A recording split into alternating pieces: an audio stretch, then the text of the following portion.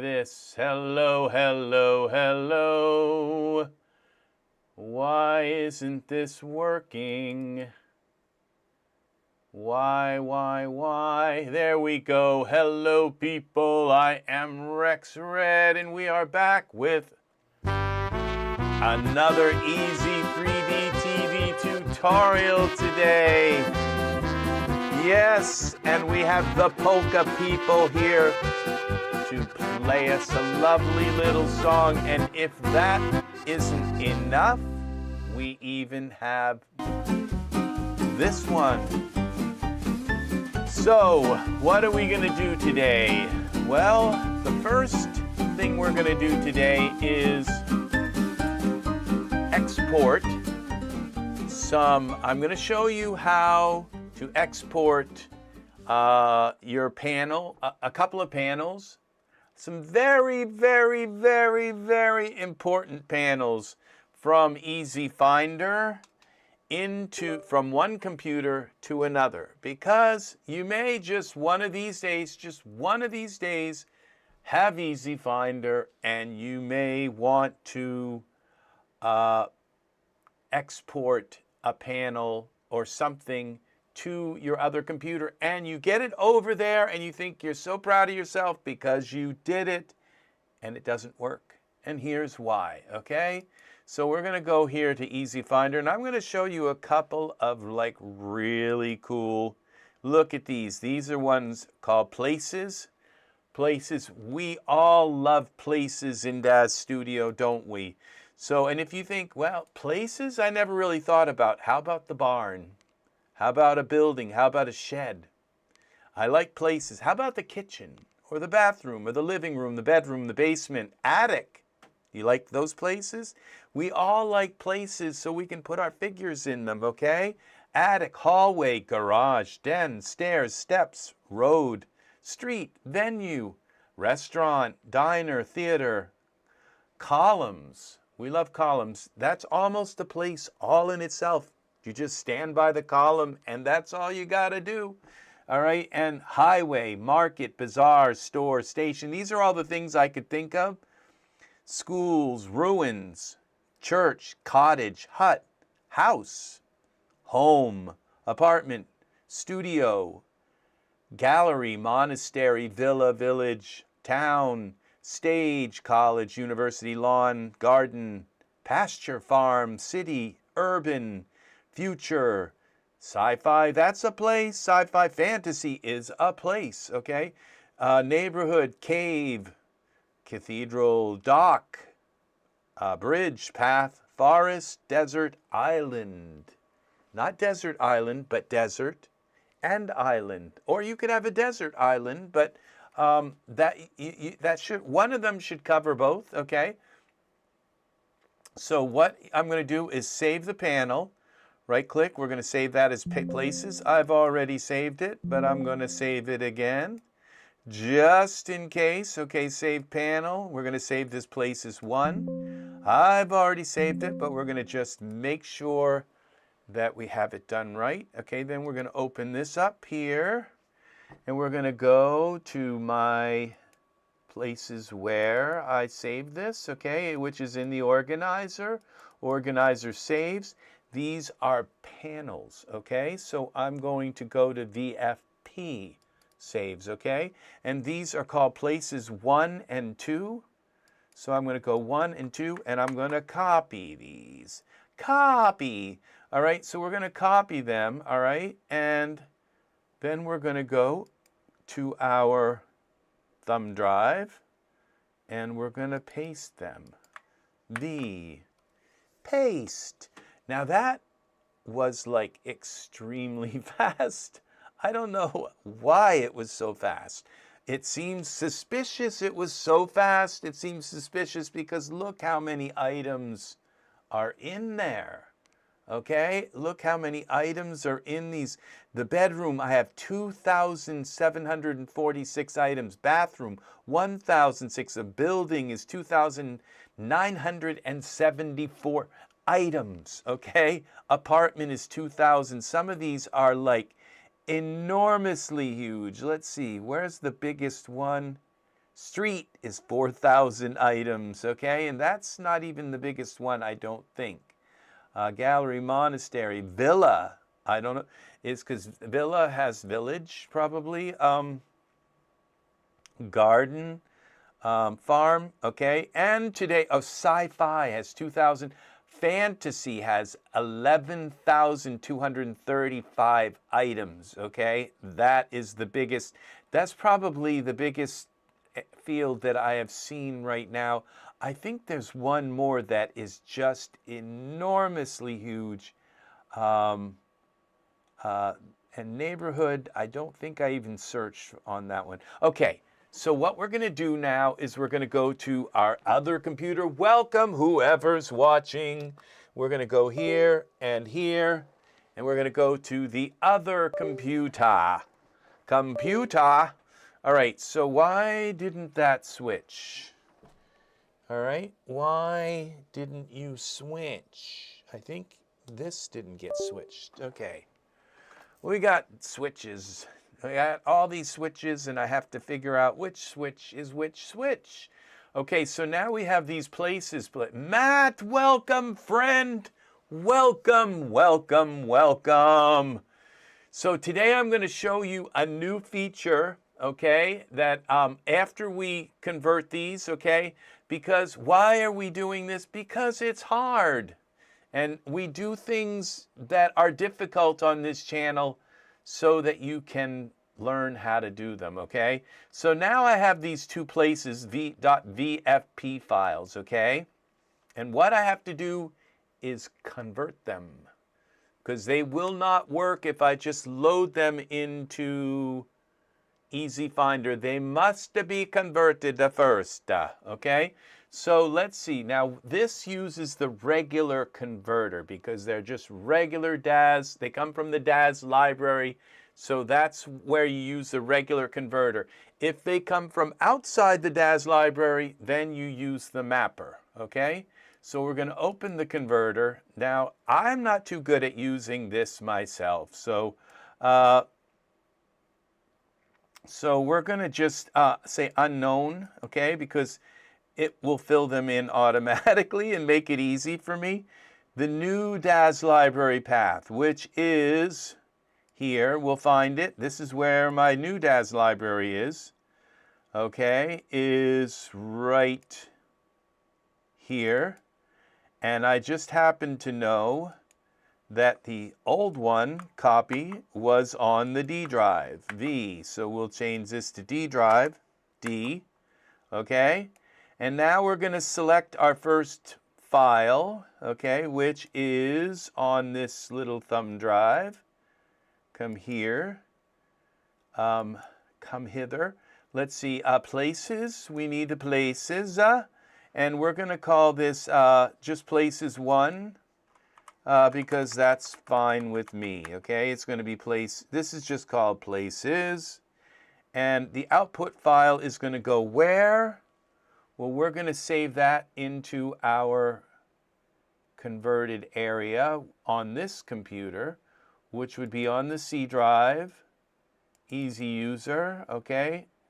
Organizer, you will, if you have two computers with DAS on them, you will learn this program intimately. All right, so I promise you, so VSP, so we're going to save this here.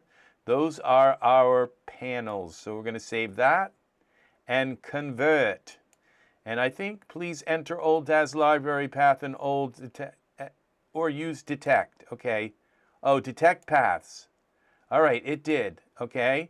Now, I don't think this one will be auto detected. Old user data path, okay? Convert file.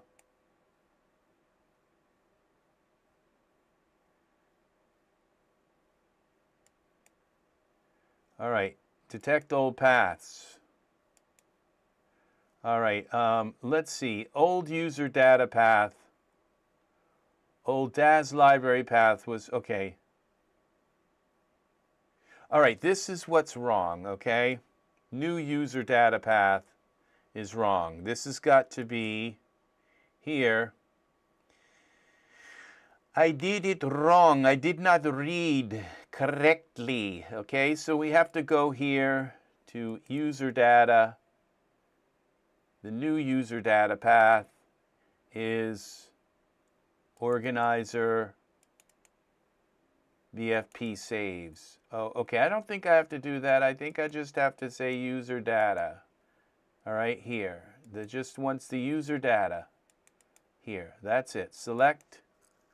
Okay, new old path, old user data. So we can put that in because I happen to know it. It was D, use D.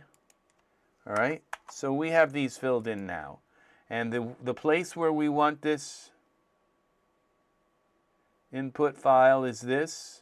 Output file would be here. Places, just going to call it places.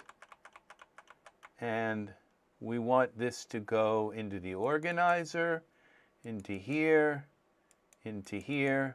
save. All right, convert. All right, there was one. Now we have to convert places 1. All right, so I think we can leave all of this here. Thank God it didn't close. So we just go here, and now we take our places 1 file. 1 file. All right, here it is, places 1. All right, and we want this to be called places 1, just this. And we want it to go where? Output file to this organizer saves, BFP saves, save. All right, and we want this to be just called places 1. And everything is still the same. Convert. Successful. Okay, so what that means is I don't have to go and curate all of those folders again, those 2 panels again. I can just open up my hopefully it works, okay? This is how it's supposed to work. That's why Easy Organizer is easy, because that just saved me a ton of time. So what I can do now is go load panel. And now in here, there should be a places. Okay, places 1. I'm going to load them both first.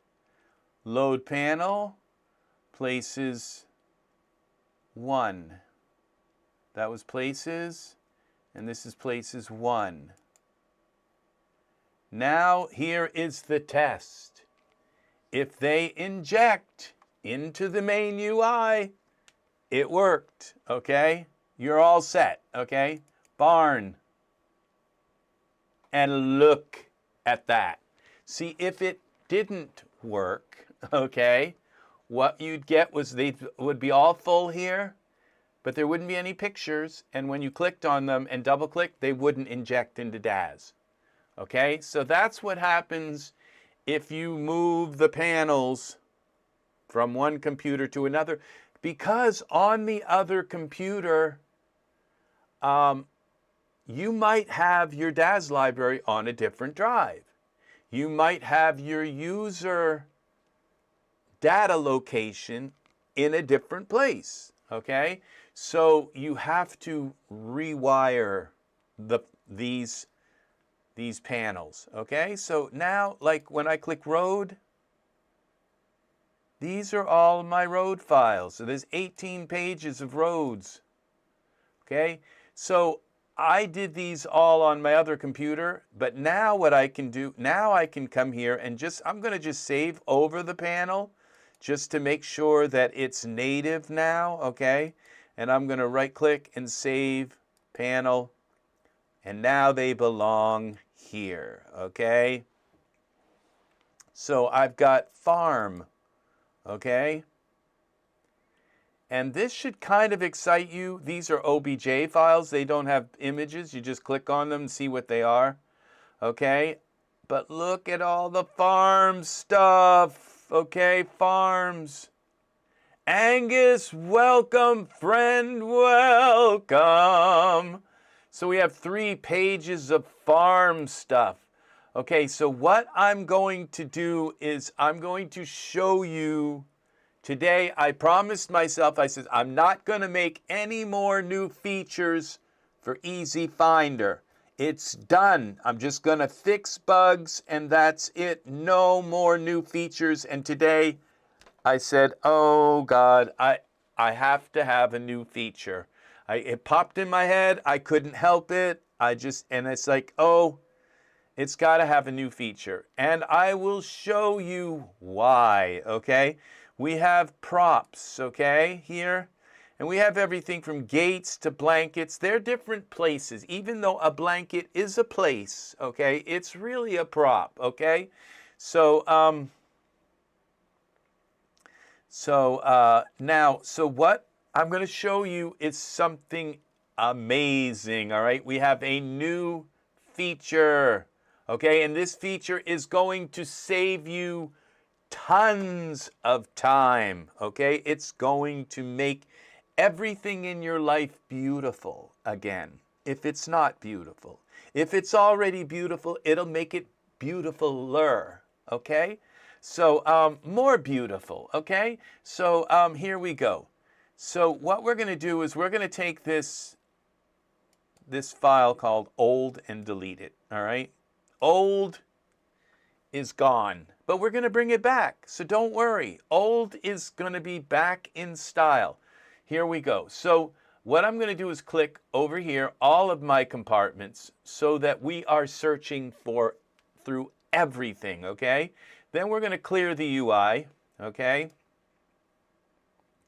And we're going to type old, all right? And we're going to hit enter, okay? I can relate to this, okay? So we're going to click old,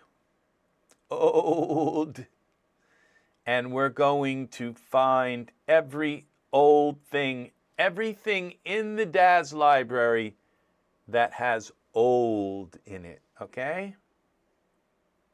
And here they are.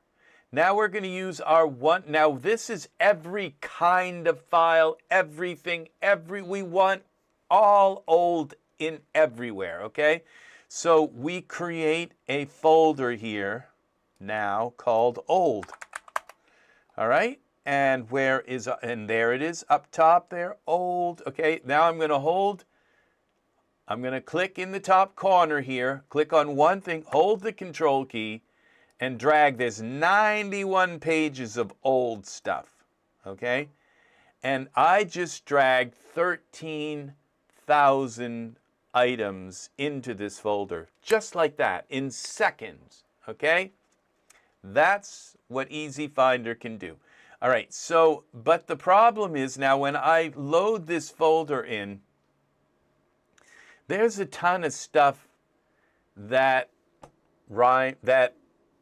has the word old in it, like the word gold, okay? And I don't want all of these gold, like half of this folder is gold stuff. Not old stuff, gold. It has a G in front of it, okay? So because I looked up old,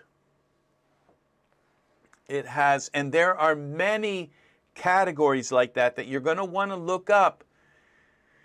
And it's going to have, because it's part of a bigger word, it's going to have a ton of garbage in it that you don't want, all right? So this is what you do, okay? You just, up here in the corner, you type gold, all right? And it searches through, because remember, we injected this old into here. So now it's not coming from here, okay? It's not loaded from here, the search results. It's actually, we took those results, we put them into a folder, and then we loaded that folder into here. Now, when we type up here, if there's nothing in here, this searches here, okay, into your compartments, okay?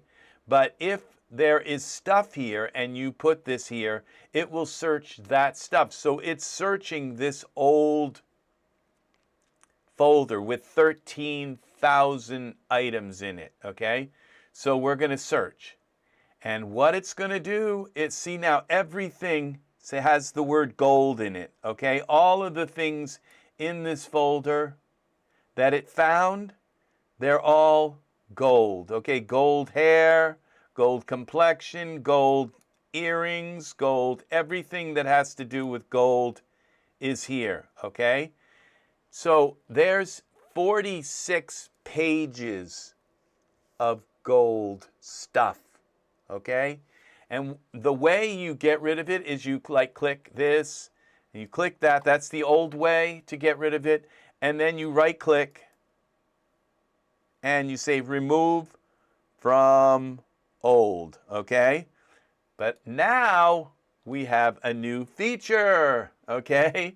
Where if you hold the control key, hold it, and you right click here, you can remove from old the entire, remove 6,914 currently visible items from old. Yes.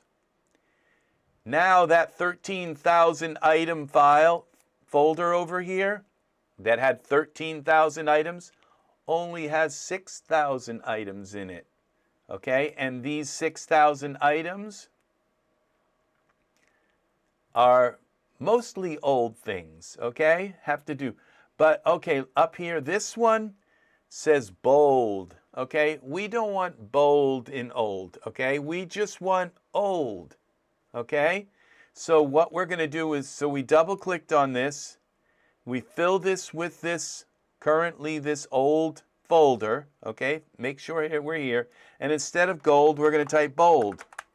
And we're going to search for bold. Now see all these eyebrows, they're bold eyebrows. There's only 2 pages, but if I hold the control key and I right click, okay, I can get rid of these bold, all these bold items. Now they're gone. Now we're down to 6,139 items. We go back in here again. Now how about sold? Okay, we don't want sold items in our old category, okay? So we go here to, and we type sold and hit enter. Now all of these ones here, they're in here, soldier, okay? All of these items are in here because they have old in them, all right? So we're gonna now left click, hold the control key, right click, and remove this. So we have 6,139. What happens when we get rid of all the sold stuff? Now we're down to 5,694 items. Let's try rolled. I don't know. Maybe there's some ROLD, rolled. Okay. All right. We don't want rolled. Okay. This Herald. Okay. So we can just remove these like easily because it's only 1 page. Okay. So we can remove them from old. Okay. Now we double click again. Fold. I don't think we did fold. So we'll go fold. All right. Search. Instead of, okay, fold. All right, F-O-L-D, folders, okay? We got 4 pages of fold stuff, scaffold, all right? And folded towels, okay? Folders, scaffolding, okay. So we hold we select, right click, and remove them from old. Okay, so now we're down to 5,166, okay? Mold, okay? So we go to mold. All right? We don't want mold in our old folder, okay? So we go to mold, all right, and search. And there's only a few mold things, okay? But we still don't want them in here, okay? So we right-click and remove from old. Okay, LMN. Told. I don't know if there's some told stuff, TOLD, but let's see.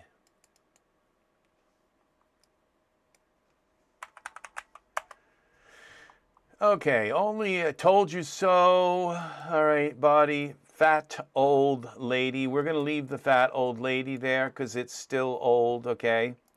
So, but these ones we're going to remove from old. Okay, we left that old lady, okay? She's safe, okay?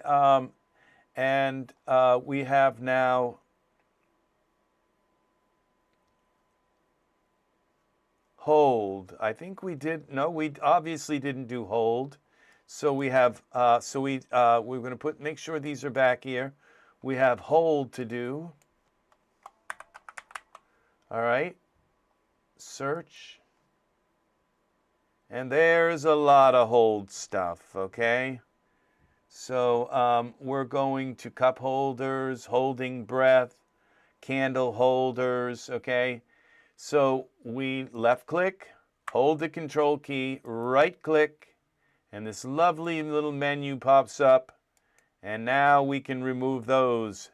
And that brought us down to 3,536 truly, authentically old things, okay? So maybe not everything, this old saloon, the old shirt. So you might find things in here that give you a Leopold, okay? We don't want Leopold in here, okay? And there's old Jed, old Victor. Look at these old antique things. Town builder. Okay, so this gives you, this 24 pages now. We've got scars from Magnus. I'm not sure. Leopold, because that's part of Leopold. Neck bite, old. Okay, Leopold. All right, so we could take out Leopold because he's not technically old. Old battle scars, okay, so those could kind of stay. Morris, older face. Okay, old left heel. All right, so do you see how that one feature right there made me able to remove a ton of stuff without having to go through each page, delete that page, next page, delete that page, next page, delete that. There were 40 pages alone of gold, okay? So now these cold, okay, we have cold, okay? So we make sure this is in here. We can get rid of cold. I wonder what, object looks like cold, but there are 2 pages of cold, okay? So we right click, remove from old, and that brought us down to 3,315, okay? Cold. And are there any other things that I haven't thought of, okay? Look at these saloon, old rowboat. See,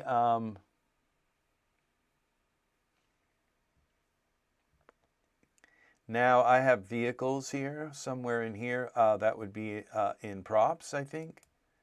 One of these would be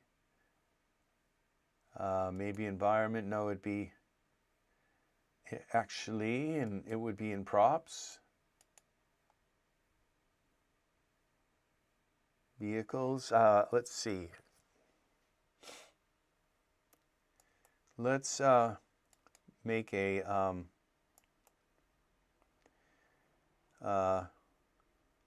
rename transportation.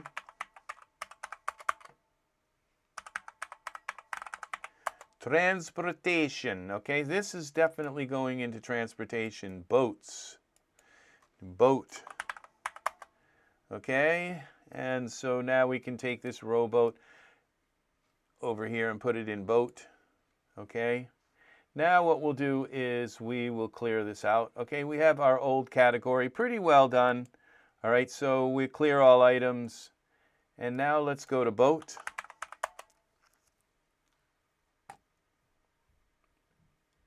Come on, I know you can do it.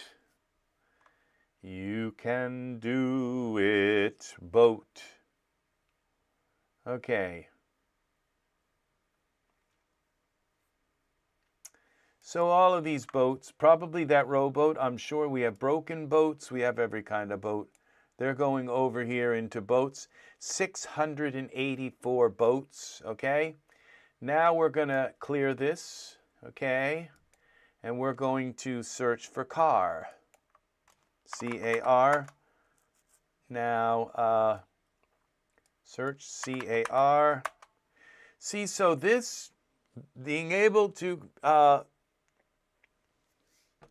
take root words out is like the inverse of finding stuff, okay? Race car. So scarf, okay? Now I can take all of the scarf items out of my car, okay? And there are other things like that. So carling, okay? There's a, car mid, I'm not sure what these are. Car FW, so, but these are cars. There's 86 pages of cars, okay? Now this cherry car, cherry cara, okay? C-A-R-A. So we could get rid of cara from here easily, okay? Caramel, okay? We can get rid of those, anything, all of these things that are clogging these up, rather than we can search them, search through this, okay, and find the items. Then what's left, you can just kind of manually do once you get it down to a reasonable amount of items. This bedding obviously doesn't go in here. These don't go in here. Okay, these aren't cars. At least the last I checked, they aren't, okay. This is a bed, okay, this is, okay, these beds look like they go with this camper, okay, so I might leave them. With scarves, definitely don't go, these characters don't go here, and whatever those carafes, they don't, cargo, all right, so let's get rid of cargo, okay, so we have our car thing. We got to make sure it's loaded in. Okay, cargo. We can get rid of that. That's probably a bunch of pages. Okay, 2 pages, okay, of cargo stuff. None of these look like cars to me. These kind of look like they might be trucks, but I don't think they are. All right, so cargo containers. We'll put cargo in a whole other folder, okay? So right here, right-click, remove from car, okay? That just brought it down a little bit. Now our car here, we can search caramel, C-A-R-A-M-E-L is probably a lot of, C-A-R, caramel, okay, it's just 1 pages of caramel. Right click, remove from car. Okay, car here, okay, that brought it down some more. We don't want all this extra stuff in here, okay? We just want box car, okay? These are cars to me, kind of box cars are kind of cars, box cars.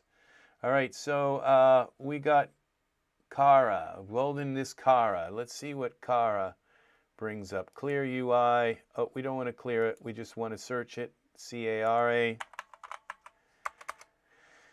See the fun you can have with this, getting this stuff. Okay, Cara. Okay, this is not working. Okay, this is bringing up all kinds of stuff. We're just going to get rid of this and the carafe, because for some reason that's coming up with these. Oh, caravan. We have to be very careful, okay? And these little stone things in this scarab, C-A-R-A-B. Mascara, okay, that's another one that can go. Carafe, okay, so these are coming all up with these, but these main body ones, oh, cara is, these are carad body, that's why there's cars, they're carad. All right, so we don't want those to go, so we may have to, and there's 4 pages of this kind of stuff, so we go here, we can go and get rid of these, this, it's sometimes in this case scarab, we don't need scarabs,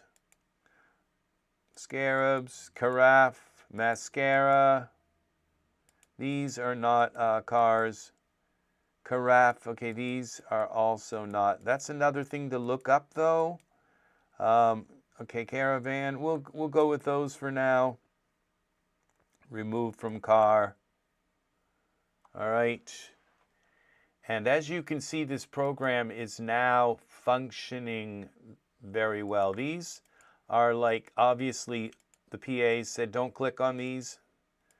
They are not items, okay? They are scripts. Okay, that have to do, other items use them. All right, and DAS doesn't give you a way to hide them. All right, car, so we get rid of those from car. Okay, there's going to be other things like carafes. I missed a couple. Oh, these came in from the side. Okay, so we get rid of these from car, remove from car.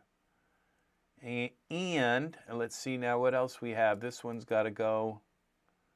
Remove from car.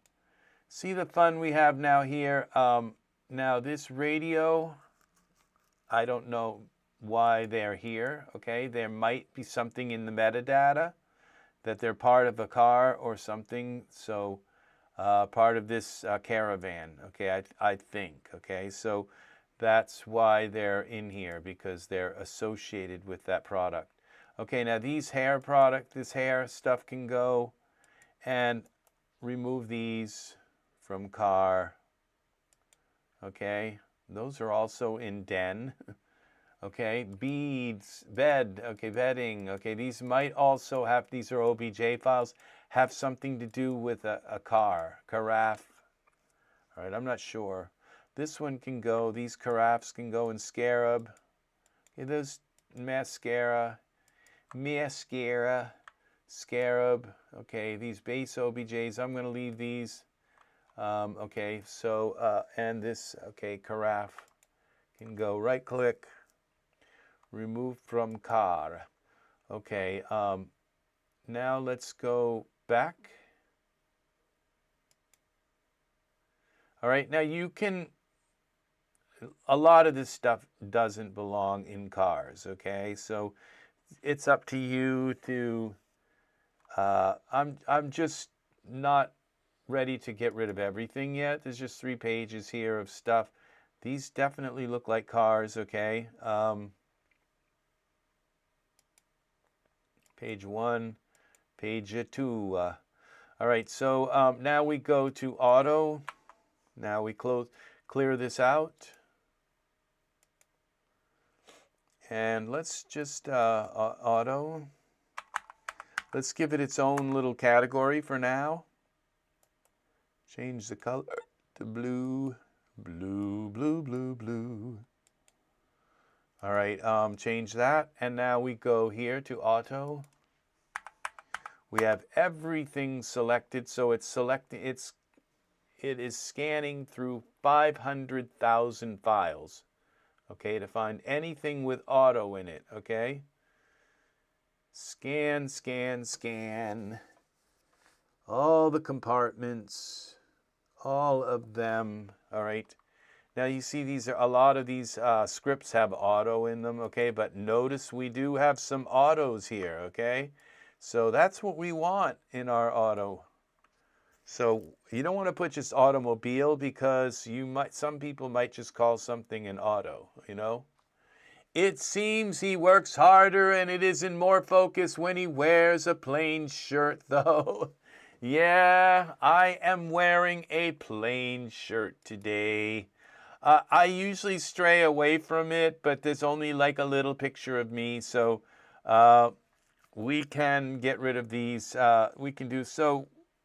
Welcome, Art. Welcome. Angus is here. Yes.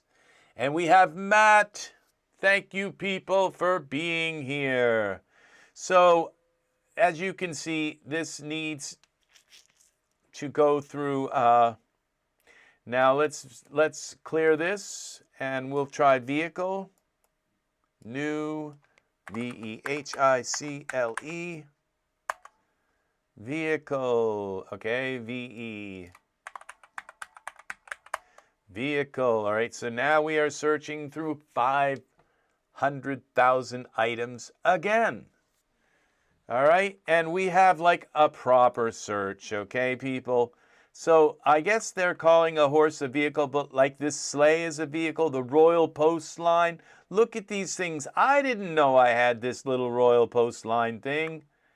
And these, look at these coal trains, some kind of trains and stuff, okay? We bring this over to vehicle and drop it in. There's 34 pages of vehicles. And look at these little fighter jets and planes. And all right, speaking of plane, AERO, AERO. Let's try arrow. All right, clear this.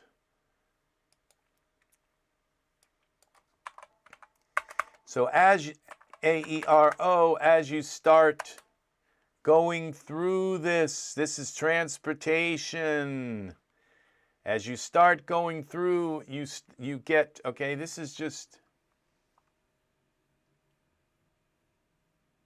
all right, something went here, arrow blade, something went wrong here. All right, there's these are definitely arrow something here. Let's try plane, ship. All right. So arrow may not be a very popular DAS-PA word. Ship. The sheep. The sheep. Okay, here we go. Clear UI. Ship. Ship. We'll know if something's wrong if only a couple of ships, because I know they use that a lot. So ship, oh no, yes, so there's just no arrow things in the entire DAS library. Now these are ships, captain clothing and stuff, okay, so, but look, we've got some, we snagged some items here. Look at these ships. Look, and we have interior ships, exterior ships. So yeah, ship 1,334 ships. Okay, so we can go through these. These are interior. These are ship parts, ship clothing. A lot of ship clothing. This looks like a spaceship jumpsuit. Okay, I'm not sure why that looks like some kind of bazooka. Here's some ships. Look, a ship's wheel. We're gonna leave that in here. This yellow kind of looks like a paddle, like one of those old like boats. Airships, look at these. So you can go through, now look at these OBJs, consoles. These are things to look up, monitors and stuff that you can throw into your art. They don't have images, you test them out and see what they are. But they are, a lot of these are extremely nice, okay? These old OBJ files are really nice. These are obviously not ships, okay? Last I checked. Now, but these look like they could be helpful for driving a ship. Okay, this is another pose, but it's steering. So some of these you might want to leave in here, okay? Happy hip material. These are not ships. I'm sorry, but they just don't cover it for me, okay? These, okay, are right here are not ships, so we go like that. We go like this. These, we're going to leave some of these poses in here. All right, right click for now, remove from ship. Okay, I don't think I put them in ship. Yeah, maybe I did. If I did, they're gone now because I didn't load ship in, okay? So it removes them, but they're still there because we're not in the ship folder, but now they're gone. Okay, so we come through here, and there are a few more from the next page. Okay, so we remove them from ship. As you can see, this program is now working correctly. Okay, now all of these are ship's clothing. Okay, I don't know that I really want them in their outfits. Okay, I don't think they really fit in my idea of ship. Okay, so we're going to remove those from ship. And we're going to remove this from ship, all of these until we get down to the ship's wheel. All right, this, we'll leave those items. These, none of these are ships. They're just not, unless they're gigantic shoes, then you could use them with a paddle in a boat or something if they float. Let's see, ship. We're going to remove those. So as you can see, this program is now ready. It is ready for y'all to come and to use it, okay? So none of these are ships to me. That's a building, okay? That's some kind of sample. I don't know what it is, but it's a little too tiny. That's a pistol, but then these look like they could be spaceship, okay? Outfit with, okay, these, I'm not sure. Let's leave them. They're kind of ship-oriented. Ship's painting. Well, we'll leave them. It does have a ship in it. So let's see. Right-click. Remove from ship. Okay. These are ship parts. Shipping container. Okay. Ship stuff. Okay, these are HDRI ships. I'm not sure. They might be. So we have page 3. Okay, so I'm not going to curate this whole ship thing. This is something for me to do later. Okay, but look at the ship stuff.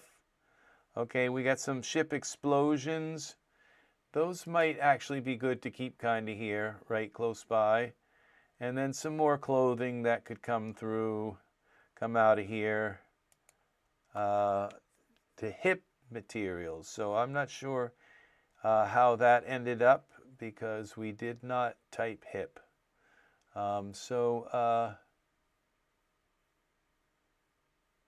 right, so we remove this from ship. And we have a bunch of OBJ files also now, and those will be very interesting. Bomb, explosion, merchant ship. Let's see what that is. That's an OBJ. Let's open up DAS. Okay, Microsoft Edge. What did I just do? Confirm. Use recommended. Now set them later for the 50 millionth time. Okay, I clicked the wrong thing. Let's open up a DAS, DAS Studio. And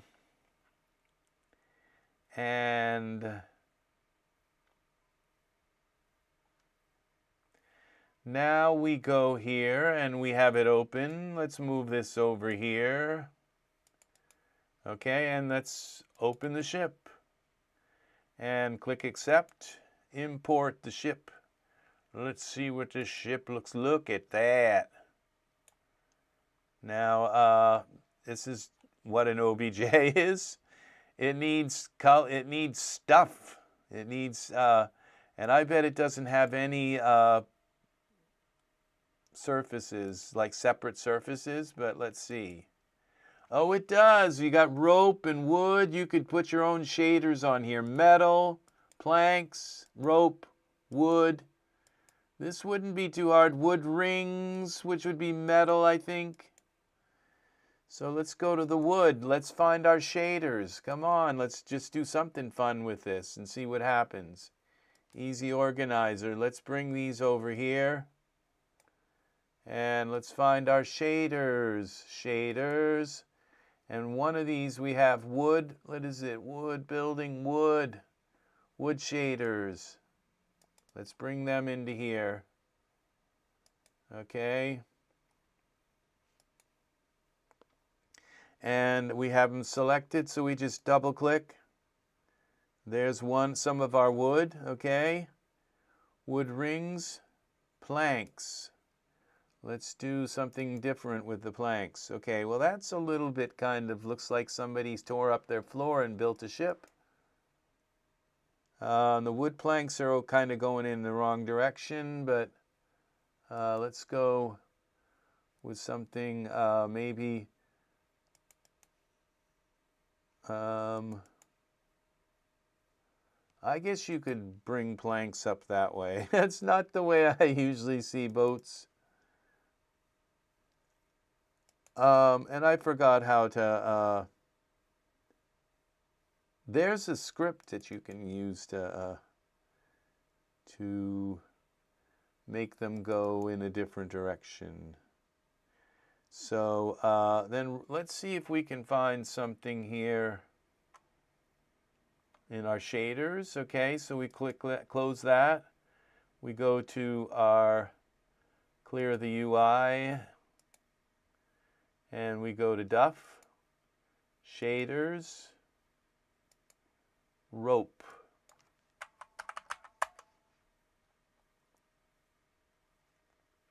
All right, this is rope. So let's select the rope. That's European, not rope, that's European. Okay. So it kind of works, okay, and then so all we have left are these little some metal pieces. Let's see, metal, okay, let's go to back to our shaders. Let's go to metal shaders. Howdy, fellas. Welcome, Art, again. I missed that one. Hey, fellas. Welcome, people. Our tarnished brass. Okay, there's our brass. And then we have one more thing of metal. Wood rings, it says. Wood rings. So we'll do this tank armor. Okay, everything has been set on our ship. So we've gone from something that was kind of terrible. Now we can put this beautiful ship on an ocean, but what we can do is go now to our HDRIs, which are in my favorites category: panel, sky tools, HDRI, scan. Let's find a sunset.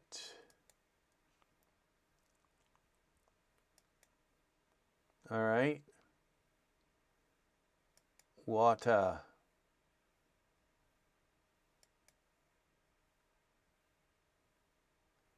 And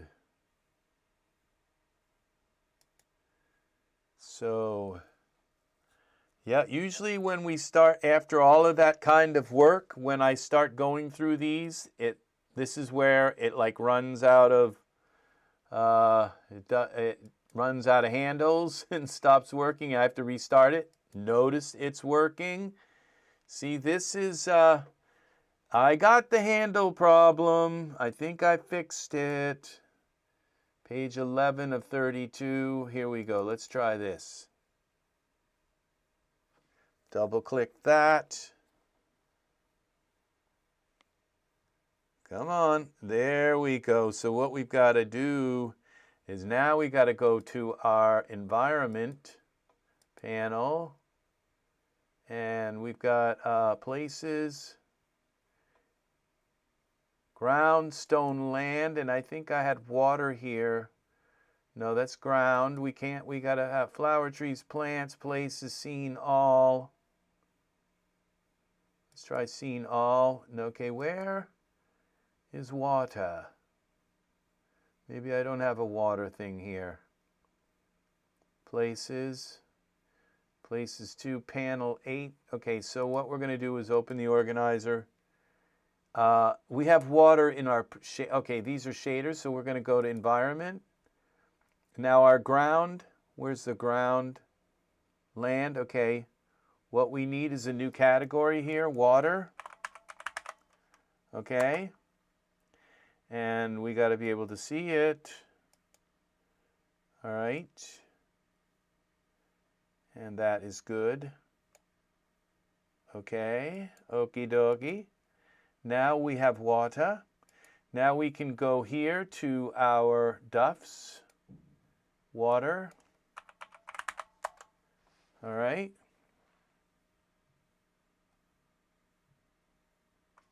Now that didn't work.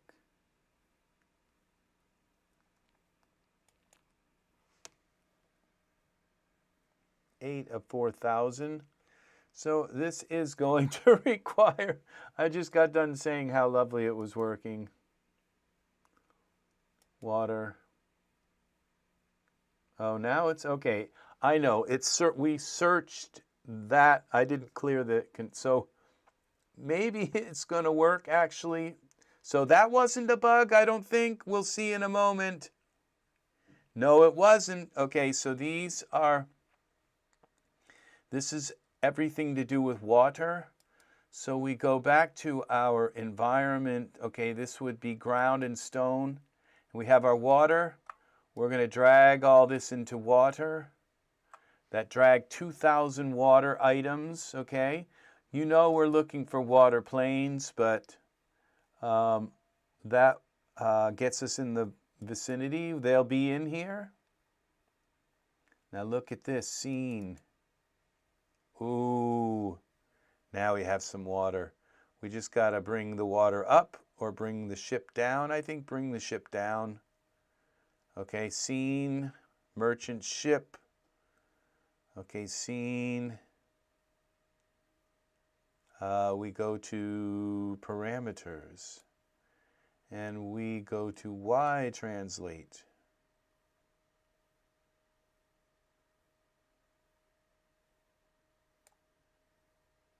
There it is. There's our ship.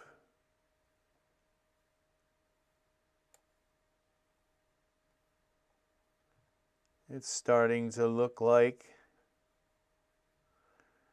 a ship out on the sea.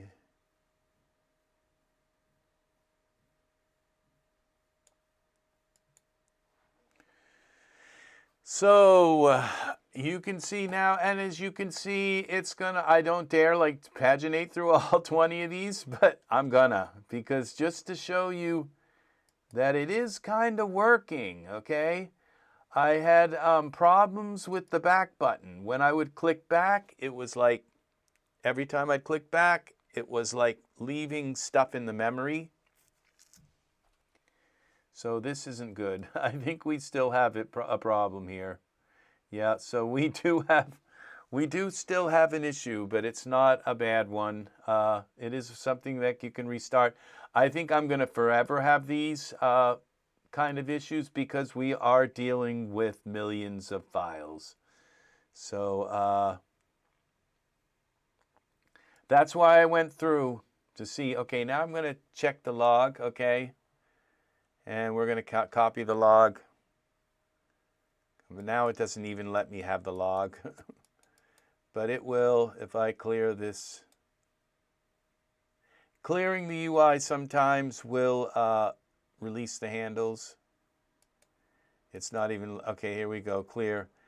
It sometimes doesn't even give you enough to, okay, so we need the log. Give me the log. Select all, copy. I'll fix this to find out what is causing this. Hopefully there is going to be enough. Okay, so We need to go new text document, log, test. All right, so we go here, V, Control S to save, and we are back. So we can come back here, just close this down. All of the files that I just moved all around, and it always seems to be involved with the compartments. So it's just a matter of figuring out where it's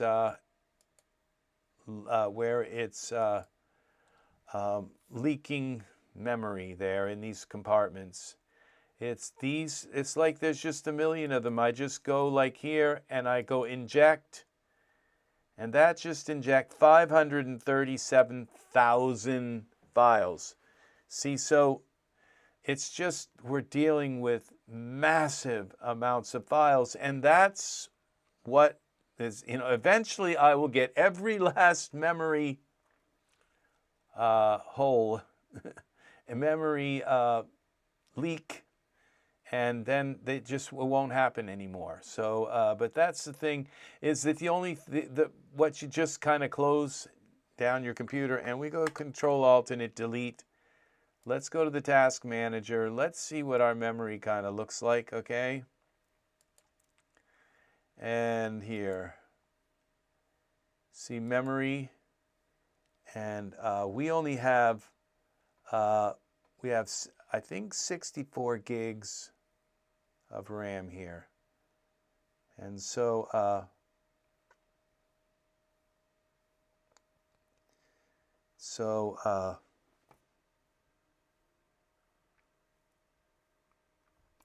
yeah, so I mean, I might have to just kind of go up on this and say, to use EZFinder, you really need to have, because this is hovering at 30, okay, so you really have to have a minimum of 32 gigs of RAM, really, okay? But I believe what happens is that Windows keeps a lot of that in like cache files, so that they load quicker when you use them again and again and again. And so when you don't have that amount of RAM on your system, Windows cuts down how much it allows for cached stuff, because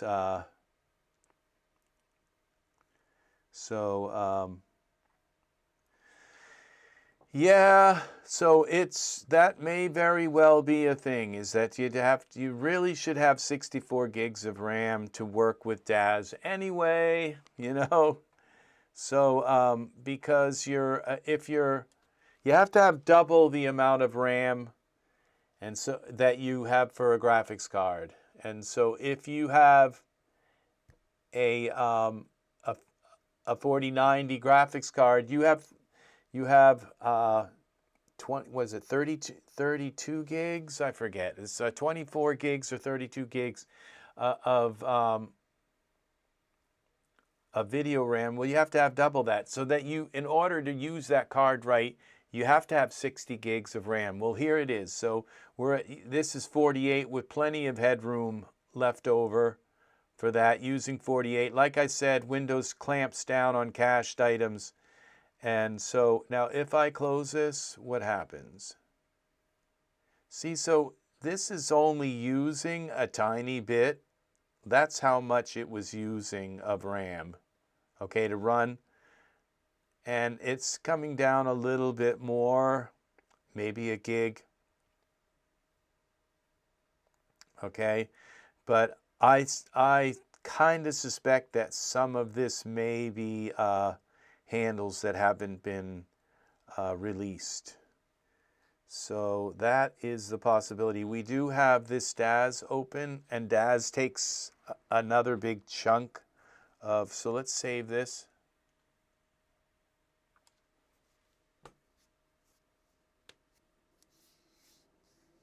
Yeah, if you have 64 gigs of RAM, I'm glad I'm not the only one who kind of blanks out on this stuff. If you have 64 gigs of RAM, you are golden, my friend. I'll tell you right now, 64 is enough. So we go to scene. We're going to save this scene as ship. Ship. Okay. Very original title, by the way. I don't think anybody's ever named a Daz scene ship before. So, yes, we named it ship. So, yeah, and I don't know why, but suddenly it looks like the planks are going this way. But I don't think they are. But, yeah, so let's see what happens when I close Daz. How much memory is Daz using with this scene and all. So we close Daz. Let's see how much we are using. So, yeah, almost about a little bit more than what EZFinder was using. Okay, let's open EZFinder again. Yeah, actually, I think it was almost exactly. So that's what having both of these open is what, and having a scene loaded, all right? So if I'd had figures in there, that would have brought this up quite a bit, okay? Now, let's open EZFinder back up. And you see, this is how much EZFinder takes when you start it up. That's not too bad. Now, when I load all these compartments in, let's see what happens here. So, that's not quite as high as where Daz was at, okay? So it's not that much more. But what I just loaded was 713,000 items. And it allows you to curate, to go through those items. And once you clear this, okay, you get rid of them out of the UI. See, then they go back, then it goes back down, okay? And when you go into the organizer and you bring some of these things in, like, let's see, this forest one, it's got 2,000 items. Now, as you notice, it had a bump, but then it went back, okay? Because it's only showing, it's only loading the page. Okay, now, as we went through, okay, that just, okay.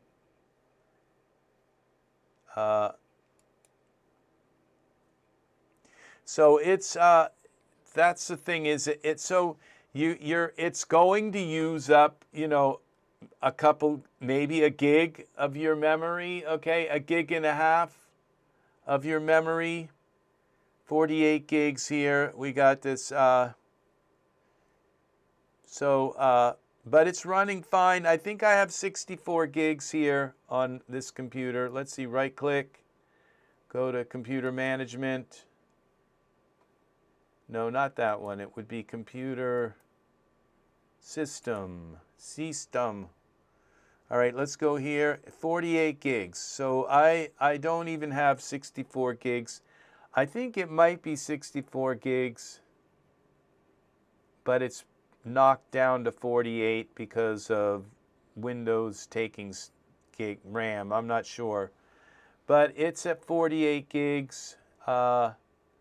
And that's what it says. 24 gig graphics card, okay? So 24 and 24, so I'm just making it. So I've got the 24 gigs, 48 gigs of RAM, which is exactly double that's what you need for 24 gigs of video RAM, okay? So, and this is an 8 terabyte solid state drive. So, yeah, if you have 64, you're golden. This will work. This will work. I don't know that it would work on, really well with anything less than 64 gigs because you are trying to work with Daz at the same time, okay? And so we leave this open and then we open Daz, okay? And we look over here. And I think some of these might be I'm not sure what is taking up so much RAM here. Let's see what I've got loaded in the background here. Okay, I have a Copilot is running, MSI Center, 2 Copilots. Let's quit both of them and see what happens. I don't need them right now. Okay, there's one, quit. He just won't go away. All right, well, we'll leave that. So it doesn't look like unloading Copilot did anything. So I'm not sure what is, okay, now we have here. Where's the TSR's startup? Is this startup? Yeah. Xbox. And I have that disabled. And Copilot, I'm going to leave them on. So I am not sure what is consuming so much memory. It might be OneDrive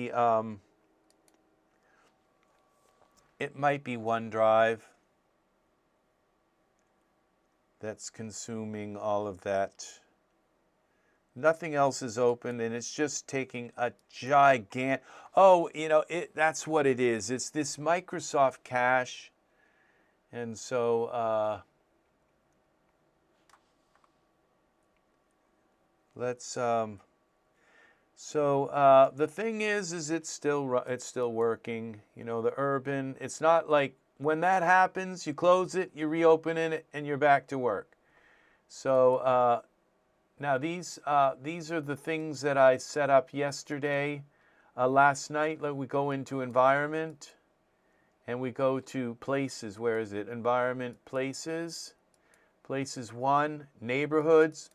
Okay, I just did a search for neighborhood. And, oh, that's the only one I didn't search for. There's nothing in there. This thing is just bound to scare the heck out of me. This one's future. I just searched for future. It's like, show me the future, Daz Library. Okay, and this one didn't come up with much. Forest, 2,400 forest. And these are like forest environments. Look at these, okay? This is pretty cool stuff. This is really old legacy stuff. It usually comes up first. But, yeah. There's some forest stuff. These go in plants. But look at these forest things. Look at that mystical. Let's, okay, we got Daz open? Yeah, we do. Let's double click and see what this is.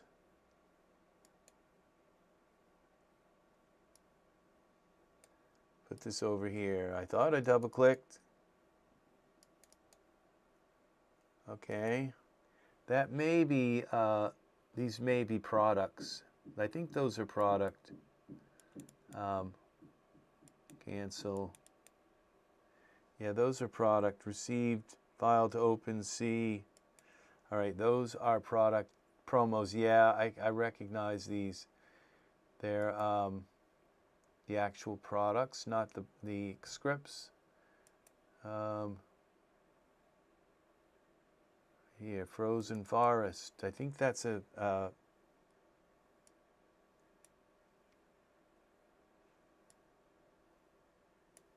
okay, that is a V, an HDRI, I think. No, that's, yeah, that's an HDRI because there's no scene here. Okay, so Z, we'll undo that. Cameras, okay, Frozen Forest. We got these medieval trees. Let's see what they look like. Okay, select this. Ooh, nice little tree line. I think they're a flat plane. But no, look at this. Who knew?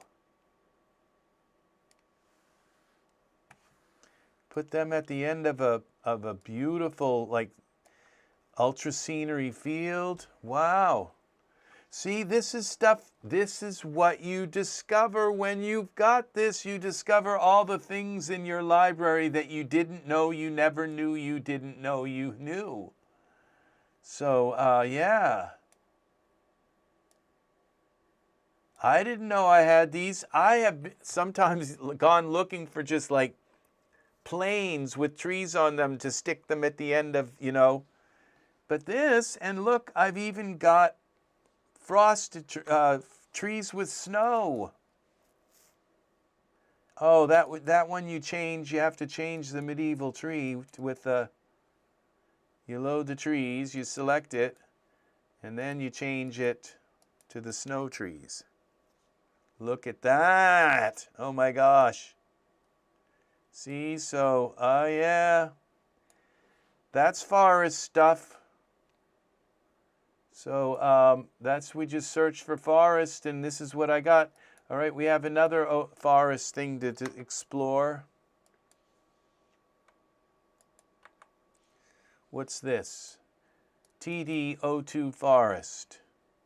This is a thing. Yeah, it is. Let's see what we got here. Okay, we got... All right, that's cool. This is, like I said, like a plain forest where you look through. We need a nice HDRI to illuminate it, but look at this. So, yeah, this would be something to put an ultra scenery in and a nice HDRI in the scene. Let's get down in here. Let's put an HDRI in. So we go environment, would be sky tools. And where are my HDRIs? I have them in props, I believe. Props. I haven't really kind of figured out exactly how I want all these things to go. HDRI, HDRI scan. All right, let's do something like this. Just anything for a sky. Wow, look how that worked. So this would work with a really nice... oh yeah, this would work very nice with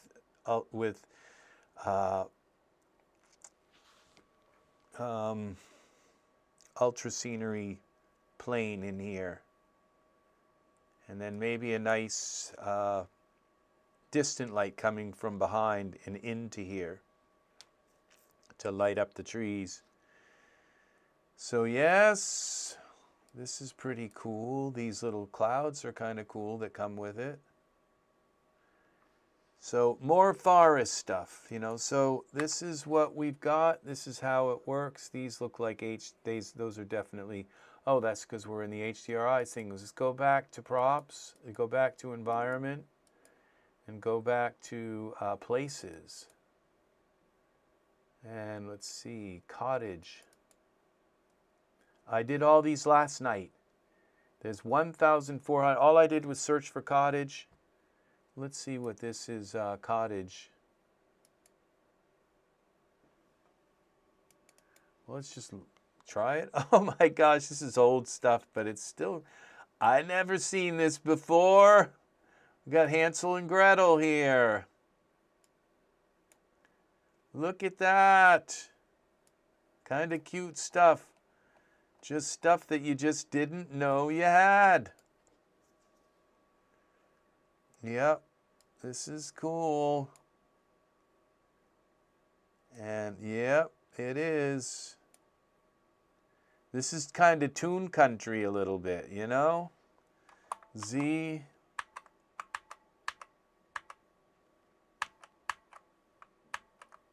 All right, we're stuck between do and undo, enter, delete, okay. What's this? A ricotta, okay. Oh, that's material, unsafe, okay. That's saying that that is a script that's meant to go on something. It's not meant to run. Okay. It requires an item in the scene. This one does as well. So these are textures for something. These are .scn files. So we're in these .scn files. They're not DUFs. That's what I did. I searched for everything, okay? These are OBJ. This is a cottage. See how the program blocks it so you can't create like duplicate formulas and things like that? The program, it's like I had to make sure that it wouldn't run anything that might create a duplicate formula. So this is just kind of a cottage, you know? It's just things that, again, I've never seen this before. Rustic cottage. That would kind of work in some scenes like that, some old Western kind of thing. Lighting that says, we got a toilet here, an outhouse, I think. How about this? This is an old image. Yeah, this is real old. I am certain this is 3Delight. Probably made in Carrara or something, I don't know. But this could still kind of work if you get the lighting right and everything. Now let's go in here and see what it is though. Let's go to surfaces, ground. Yeah, so what I would do with this first is go to here and type in 3Delight, 3DEL. Okay, and we're searching for this, our iRay converter, utilities, open this up. Okay, then we take and we scan the scene, find matches, apply presets. Now it just converted this entire cottage into iRay.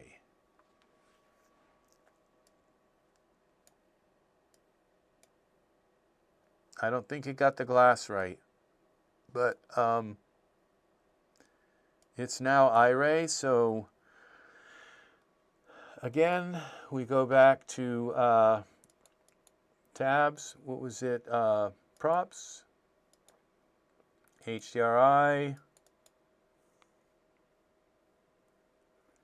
And again, this would be really cool with a now that it's HDRI, it's going to reflect the. So you need a nice 3Delight plane under this. Okay, you don't have to be that close to it. We could be kind of a little further away.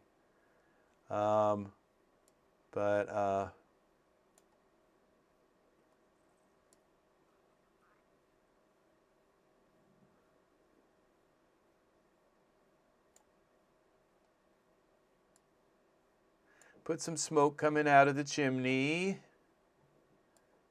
and all. You can rotate it the way you want it, like this. Parameters, Y rotate. Oh, I rotated the back, Z.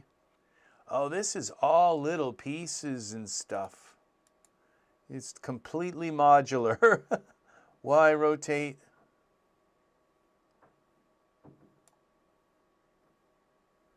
Okay.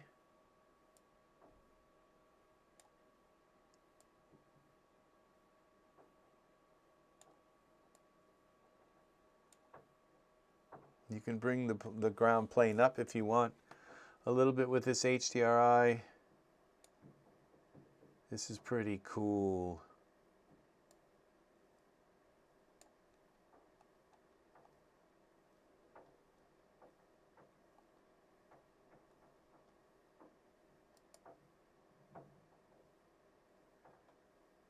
So yeah, and this front wall, let's see if all of this converted correctly. Front wall, yeah, see this is all base color now, it's all, but we've got glass, and I don't think the glass converted properly. So we go to our shaders. Shaders, this, stone, glass, glass shaders.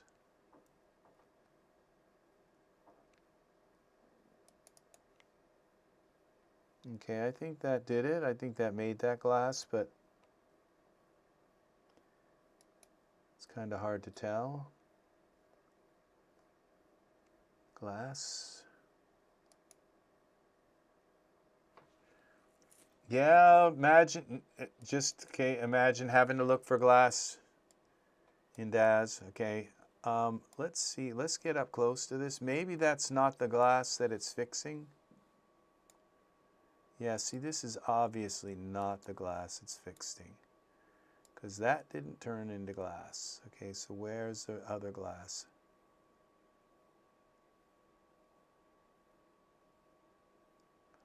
Okay, maybe I've grabbed the wrong glass. Oh, here's the glass. Oh, for a moment, it looked like it was going to do it. Front wall, shutter. Okay, we're here. Okay, front wall brick, glass. Yeah, we have glass. Oh, okay, there's that glass. Okay, so when I select this glass, it flickers. No, it doesn't. I think there's maybe a layer in front of it. Something is, okay, this is the other glass. And that looks like maybe this glass is just not, okay, the thing is the inside of this is definitely glass. So we definitely got that.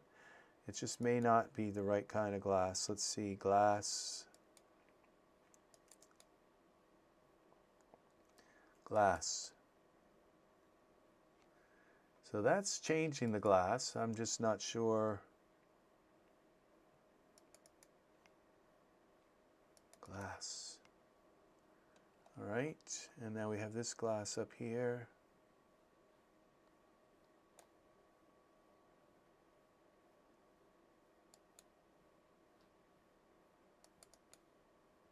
Oh, I could see through it just for a moment. I could see some. Let's put a light inside.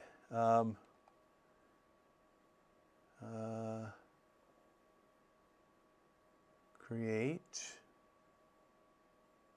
point light. Okay, find out where our point light is. Let's create a camera here. Right there. Perspective view. Okay, now we can go inside. We can find our point light. All right, let's put that point light inside of.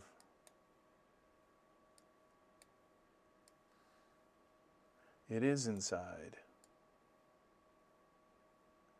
No, it's not. Yes, it is, but let's bring it up. Like that. And let's give it some parameters.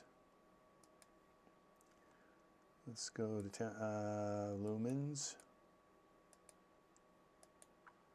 5.5. I can almost see it coming through the shutters. Okay. All right, I think I can see inside here now. Let's go. Oh yeah, you can see through that.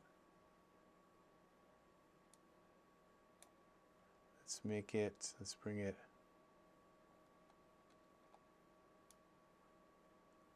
Okay, let's rotate it a little bit like this.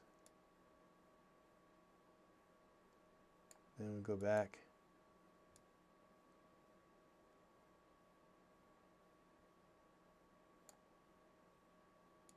Yeah, I can see right through that window now.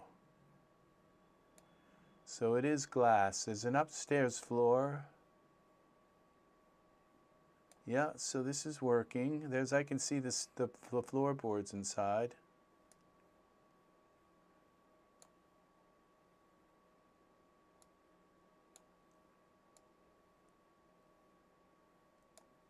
And I can see the light like through it. So there we go. Yeah, you can see through there. In through there. Now if I were to make that even brighter, like, oh yeah, it's lighting the whole inside up now. This light, this glass is a little thicker, I guess. It doesn't have as much reflectivity. So the things that I kind of get, lighting is everything almost. Lighting is, it's a very important thing. I had to check, yup, 64 RAM, we got 16 on my RTX 3080 Ti laptop. But you got 64, nice. Art, you are golden, my friend. Yes, we got some lighting inside this thing. We do. So we take the front here and we go to the wall, back to surfaces, and we take, which glass was that? Okay, so we had this glass. Let's take and change the bottom glass to this here. And the upper glass, let's see what happens when we do that. Okay. All right, let's go inside. See what we got here.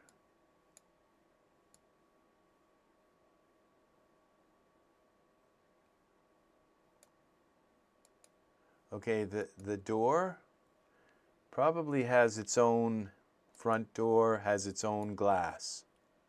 There it is. The door does have its own glass. Okay, now we can go outside and see the light through the door. Okay, where's our door? I can see it coming through the shutters. There it is. We got our glass. We have some light going on in here. And let's make the light inside a little bit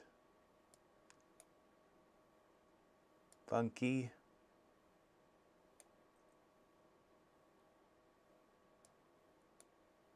Okay, we don't want the door moved. Z. Okay, so we go back to our light, point light, and we go to the parameters, and we go to the color. We're going to make it a little bit like this. And we'll lower the intensity now. We don't need it so intense. And we need some smoke through the chimney. I'm just kind of kidding a little bit. Yeah, I think this is pretty cool.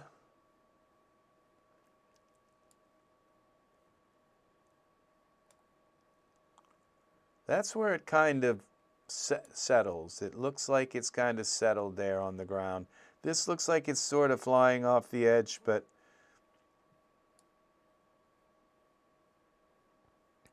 maybe there it works.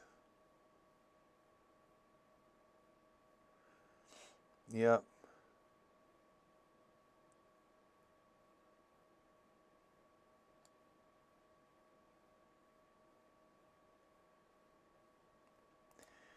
And what I like to do is take this ground here, environment options, if it'll let me click on it. Come back, now go to parameters and make the ground manual. Then we can move the ground up, ground Y.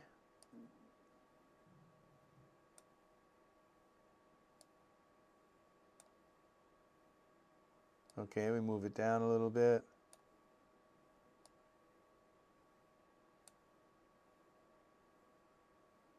Okay, a little bit more Y.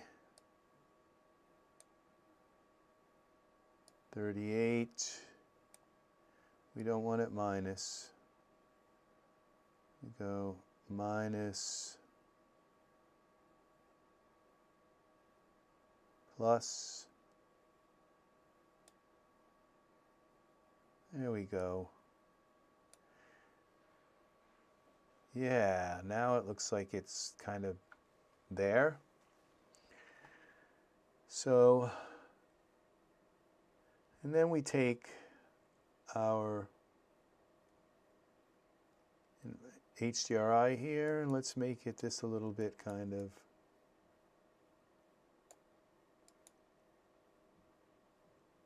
make it fit the scene a little more.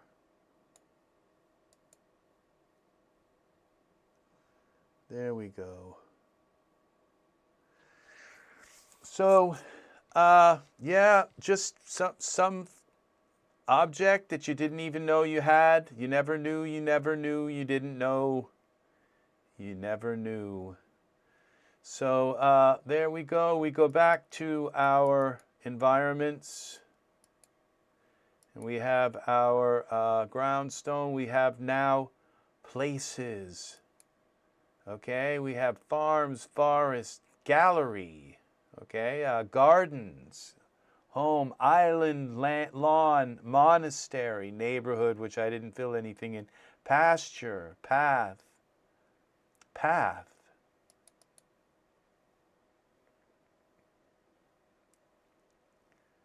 Okay, let's see.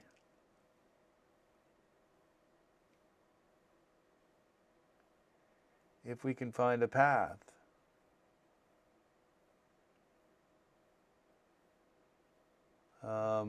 We have 13 paths.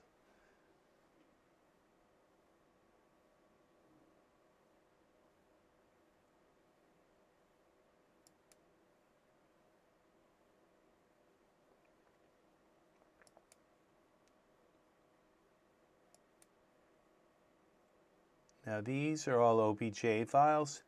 It's like you don't have to search and put them in, but these OBJ files are things that I purchased, and what's kind of nice is what you can do is you can look at them and say, like this farm here, well, that boat, the boat that we did, you just do and search, and you'll find that you probably have that boat also in iRay. Okay? Forest path. Let's bring this forest path in.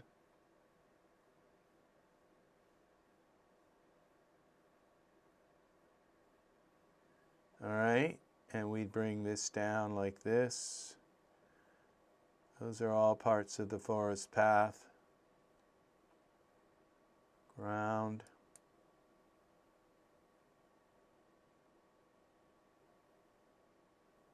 Oh.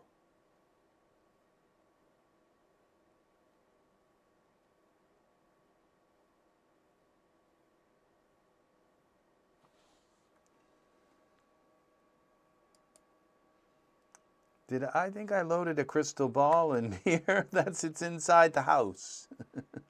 All right, we don't need that. Oh, darn, was that part of the house? What happens when we hide that? No, the house is still there, I think. It's part of the ground. Come back, iRay. Yeah, the house is still there. We don't need the crystal ball. Okay, that was something. Oh, but it's parented or something to it. We got to bring it back. All right. This changed.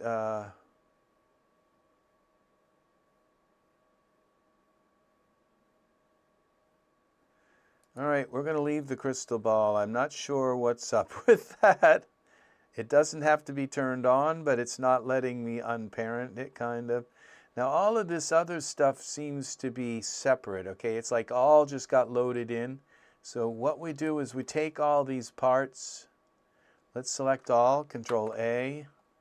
And then it's easier to unselect things, I guess, than it is to select everything. Environment. Tone mapper. Okay, we've got this camera. And where's our, okay, and Undo the crystal ball. The ground is part of that. We have 2 grounds.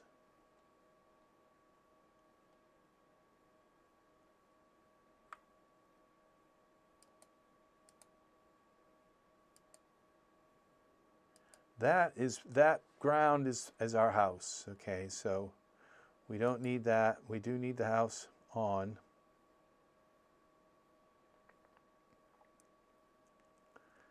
Come back, Daz. Okay, so we're going to Okay, I turned it on, then turned it off again. We unselect that. All right, we can turn the ground back on.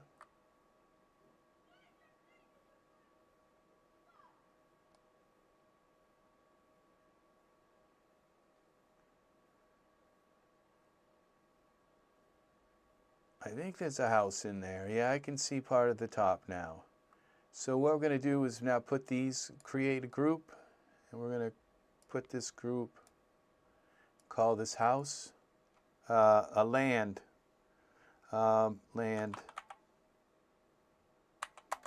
All right, and then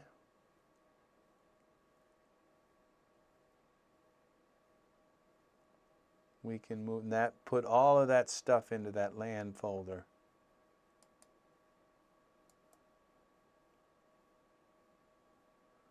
All right, so we take this. Now we have the land. Let's go out of iRay.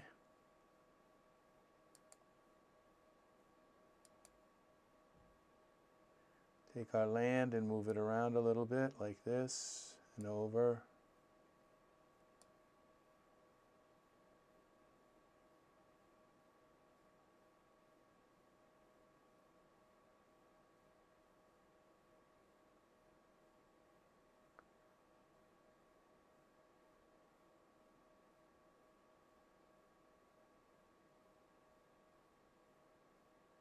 Okay, let's rotate it a little bit.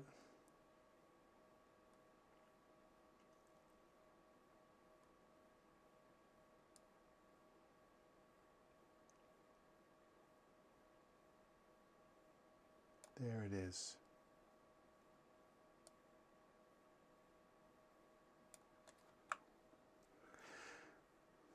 Hooray!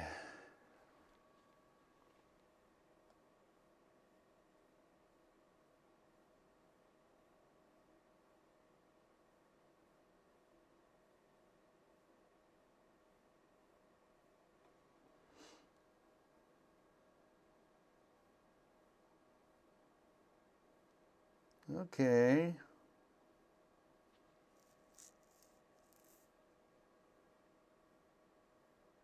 And we go to our render settings. That little path thing kind of works. Kind of works. Can I select these trees separately? That pine tree could kind of go. Let's see what happens when we hide it.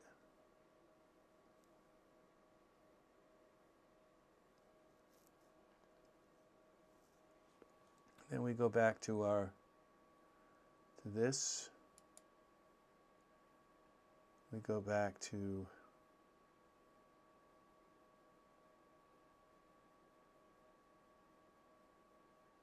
texture shaded.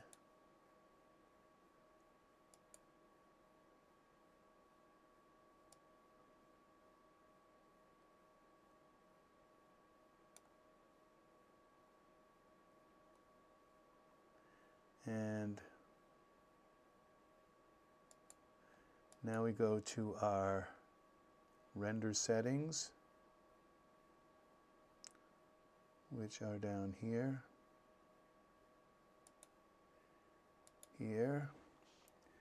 We go to, we've got 4,000 by 4,000. We want to have 16 by 9.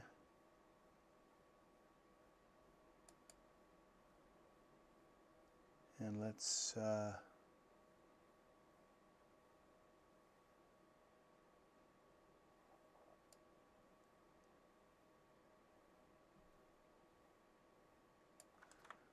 Let's see what this looks like.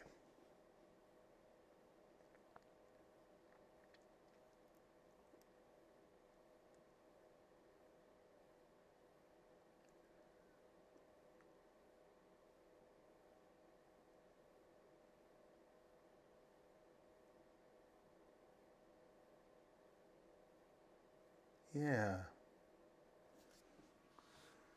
kind of works now.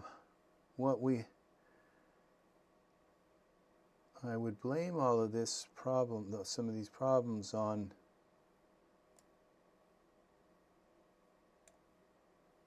my HDRI, on my camera putting off light, but we do have a point light in the scene, so the camera light should be off by default. Let me double check. I am on a new computer camera. Depth of field, let's see, camera headlamp, auto, so it would be off now. All right, so what we're going to do is, that's my camera. So we'll just delete that and create a new camera. Create a new camera from here, from this perspective. Save this, call this, another original name, House. Okay, House by the Dale. Okay, that's something a little bit more by the Dale. And we go here, accept. All right. Saving file.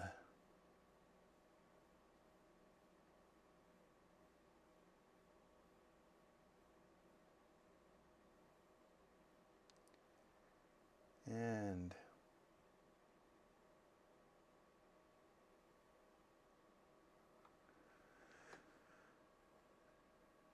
that's that. And now we have, what we're going to do is put a distant light in.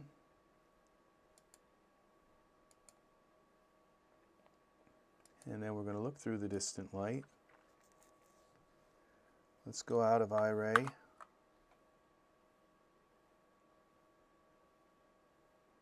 Come on, come on.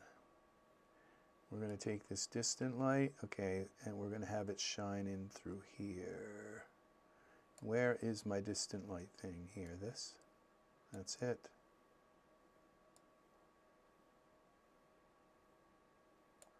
Through here, like that, through the trees. Okay, now we go back to our camera, save this. Now we give the distant light a little bit of light. And that is here. Let's go to 3. Let's turn this on. Let's give the distant light a little bit of color.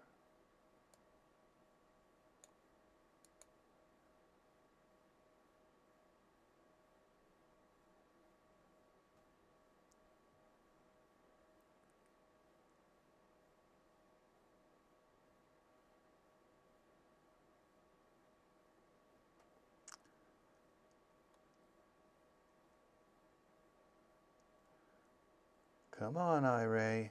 I know you can do it.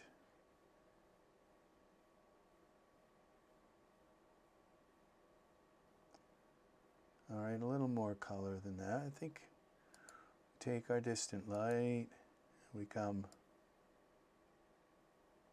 around this way.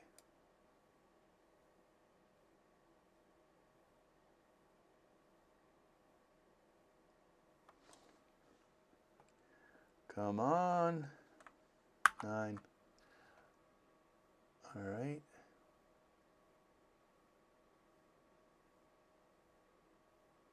Back into EZ. Color here. There we go. Shine it in through here. That.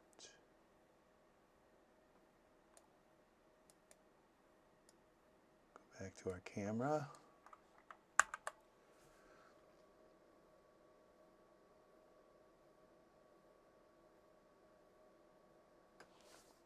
Okay, this might require memory, okay? So setting this to memory, because it has a ton of little instances everywhere in the scene. This scene doesn't look very intense, but it is actually. Okay, so we go here now with, okay, that's where those trees can go.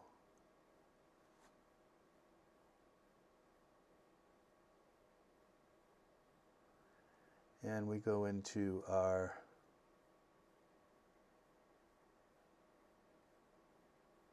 we have a nice little shadow there.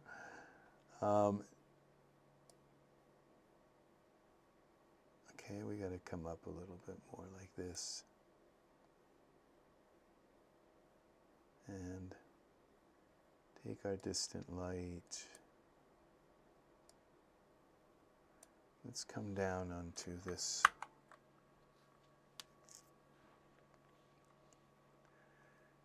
Sometimes those tree shadows are just exactly what you need, and sometimes they're just right in the way. And I'm not sure I want to move the tree.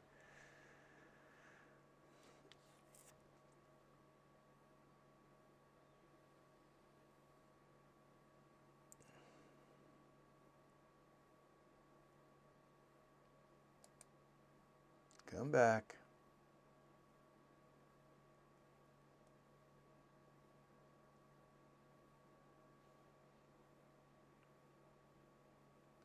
Here we go. Now we have some control here. We're going to take this tree out.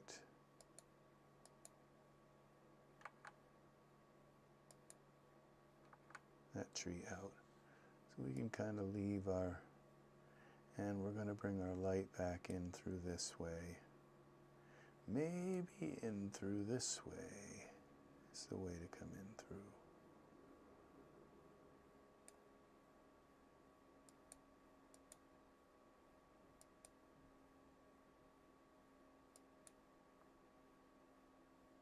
Let's just hide them. All right, let's see what happens when we do that. Oh, we have a nice little pine there. We still have our light coming in through here. Let's see.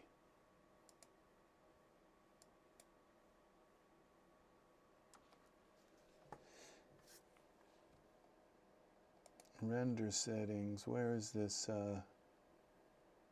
optimization? We got speed. We're going to go to memory.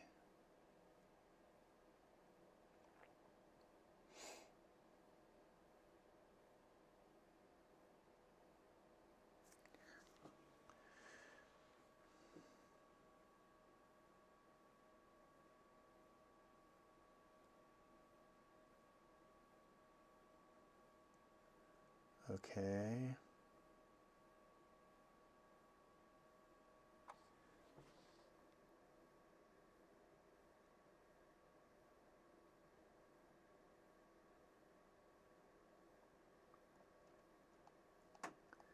And this ground here, right here, this is our house.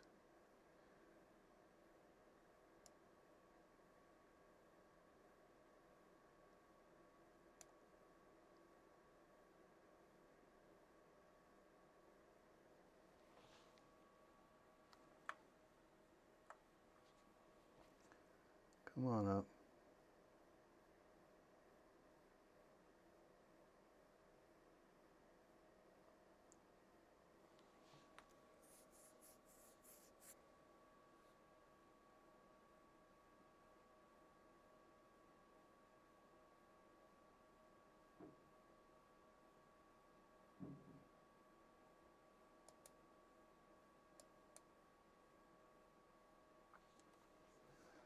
That doesn't work. I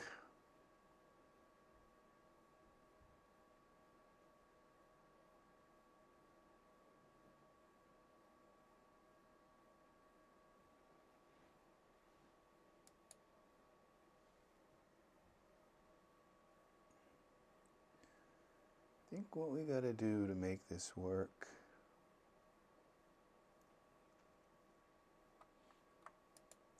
is Mesh Grabber. Okay, and pull that up, that part of the land up a little bit. So we go the ground, we go here to our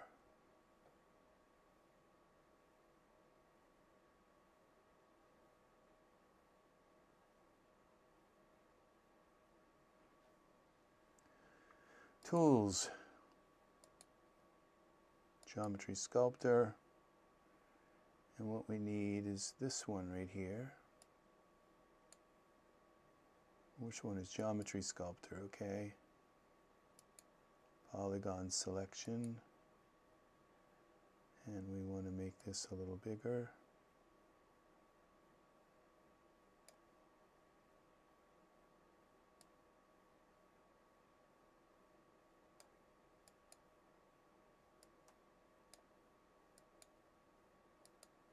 Okay.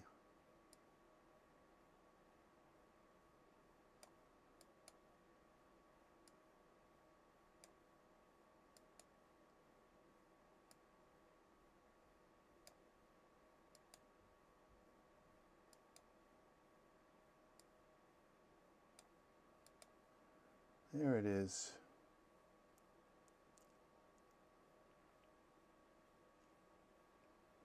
Okay, now go to props.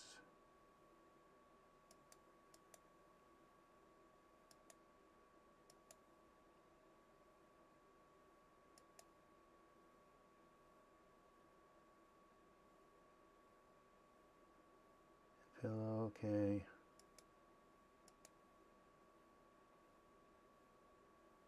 Don't think I created a bush prop.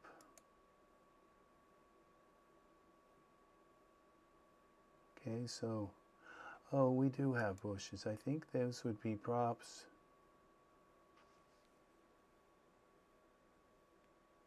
I have them in environment, which should be in props. I thought that today. Burns. So what I don't have is bush. So we're going to go here to organizer. Put that over here for now.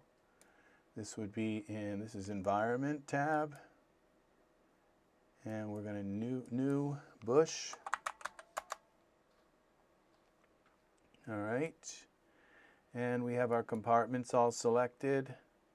So what we do is clear the UI, bush.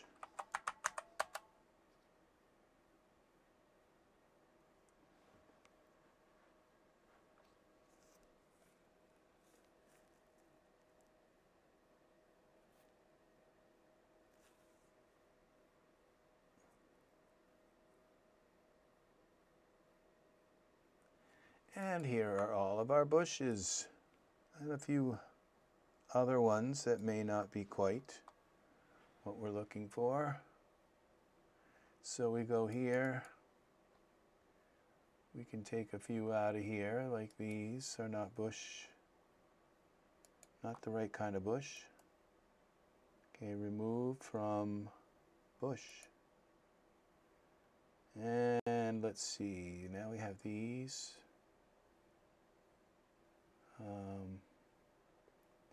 What kind of bush do we need here? I don't know.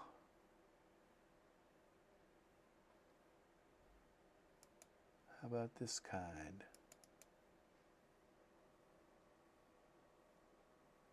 I don't know if that says scene. That's not, I don't think we would just put a bush in here, so we'd see it in here if that was a bush.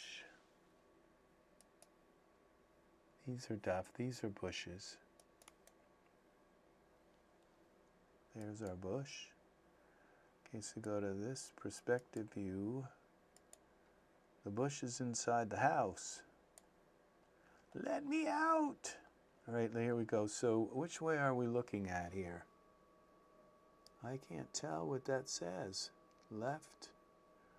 Okay, so we got to move the bush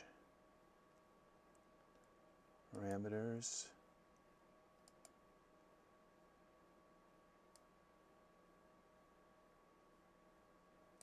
Okay, let's hide the house for a moment.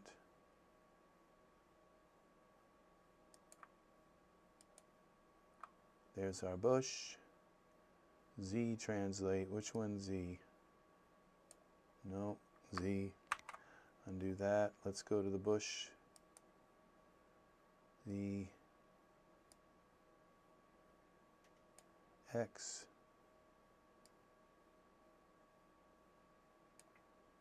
Z. Bring our house back.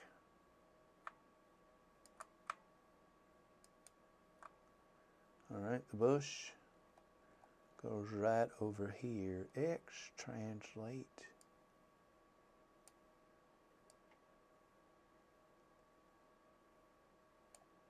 Y translate.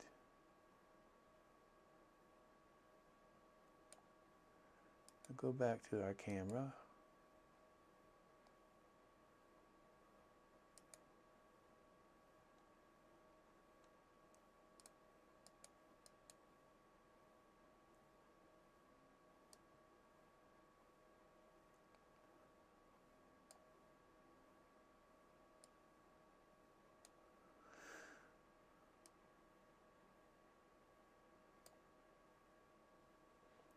Okay, something to make it look like it kind of fits into the scene.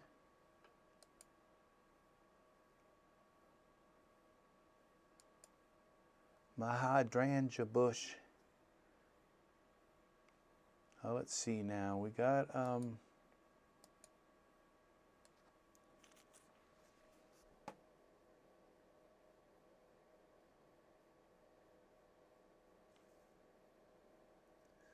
cap locks was up. Thanks. Yes, Art, you did marvelous, my friend. You did. You got yourself a nice PC. You did. You did. I am proud of you. Okay. Let's see what we've got here. All right, now we got some transportation. We're going to go back to our transportation here. There's little flowers on that bush, I think. So, yeah, it's a pretty big bush, too. We go back here to our organizer, and where were we? We're in props, right? And then we had transportation. Let's look for wagon. New. Wagon.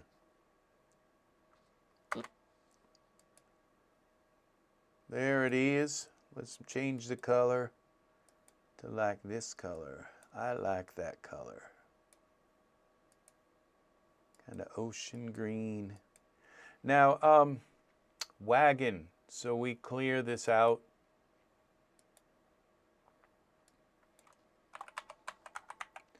Wagon. Search.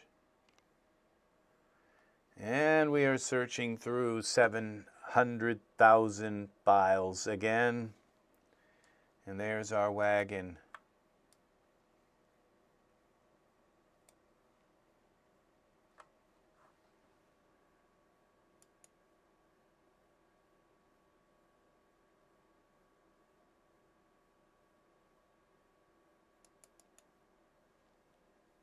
Where did our wagon go? Bring our wagon out. I need our wagon. Okay.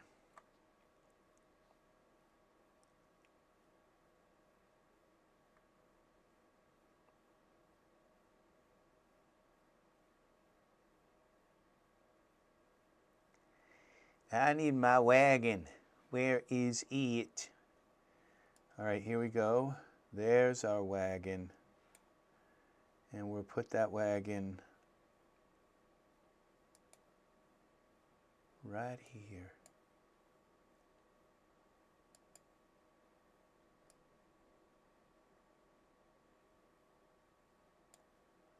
Okay. Move it over a little bit. And here, bring it up. And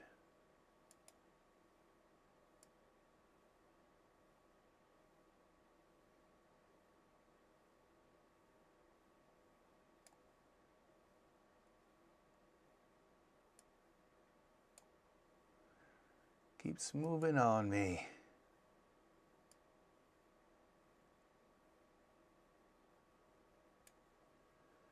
Okay.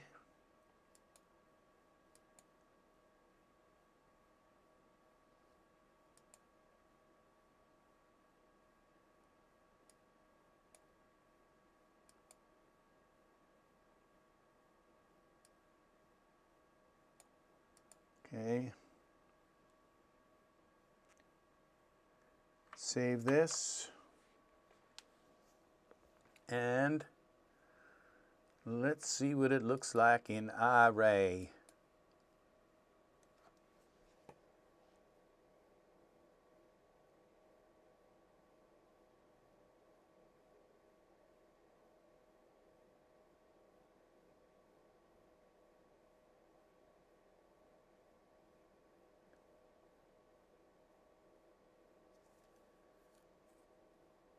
Well,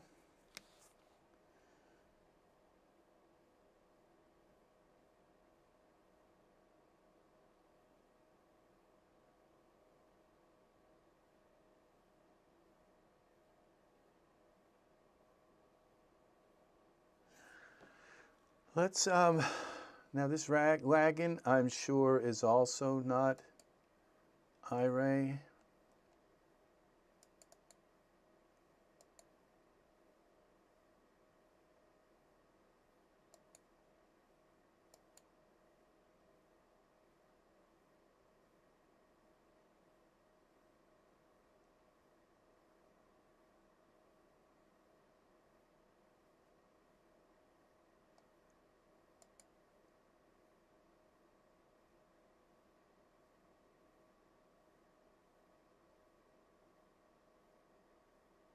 I think we lost our glass again, but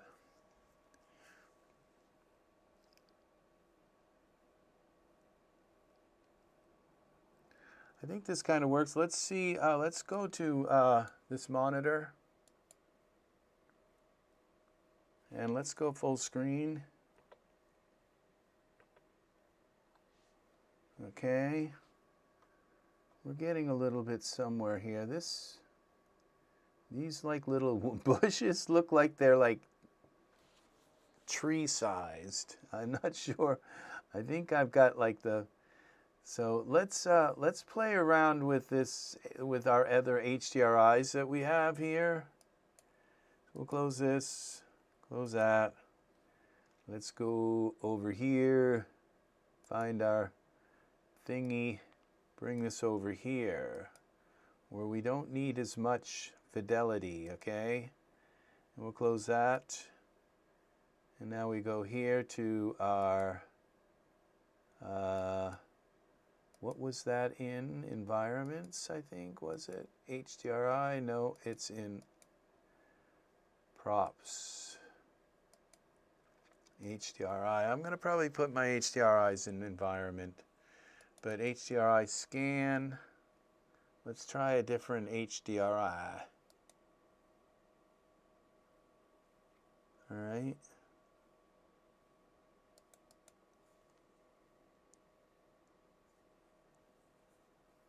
Ooh.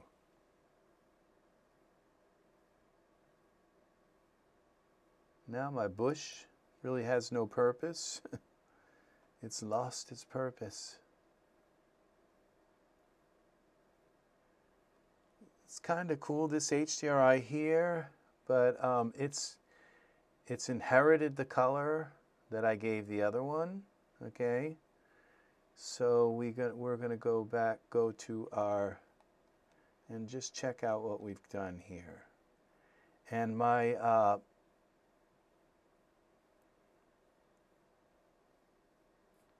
what do you call it? My distant light it's kind of cold looking. Let's go here and fix that first. So parameters, distant light. Let's go first to our temperature. Look how high that is. There. And then if we give this greenish HDRI a little bit of warmth, it will blend in. Good evening, Brent. Welcome, welcome. It's very nice to have you stop in and be part of our live video today. Thank you kindly. We are working on some scenery today. We're going to go with a little bit more red to cut some of that green down. There we go. And we're going to darken this up a little bit, okay? This wagon.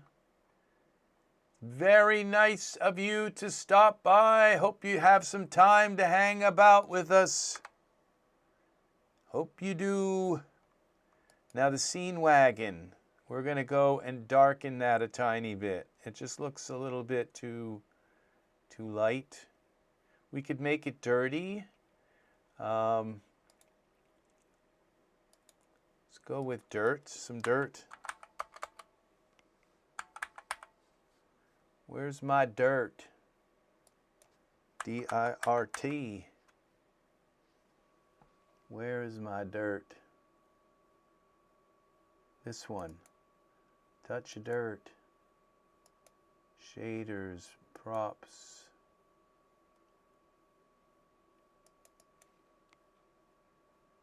Okay, did that work?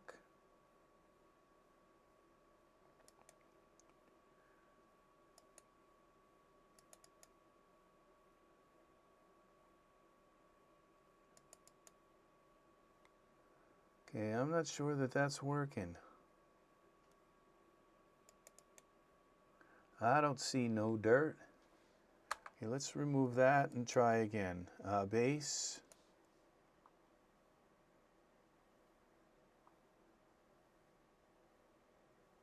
All right, let's try to put it in on the base.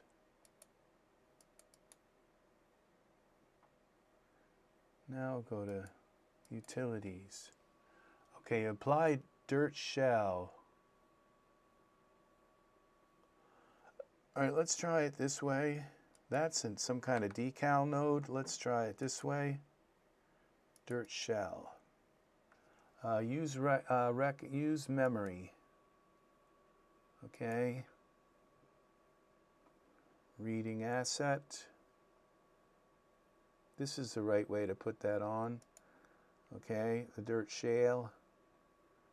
Now we come here.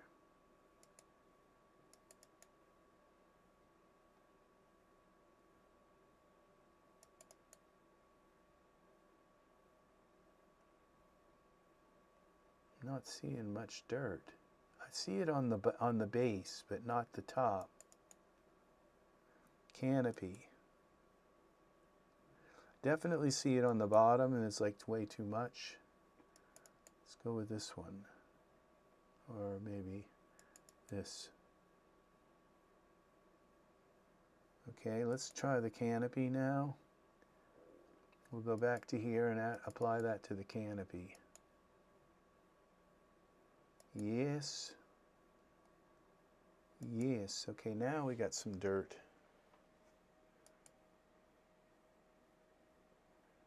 Let's get a little, okay, now I still want to darken that a little bit.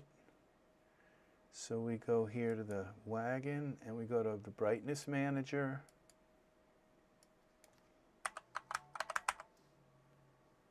Here it is. And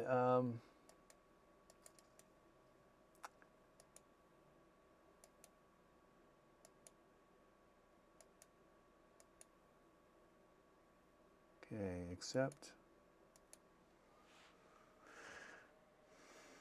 There.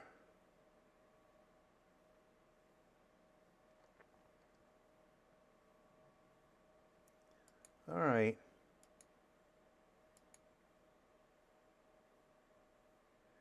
Let's move the wagon. Like kind of, they kind of parallel parked it. And I would think if I had a wagon like that, I'd back it up to the house. I don't know if I'd drive it right in. So let's see.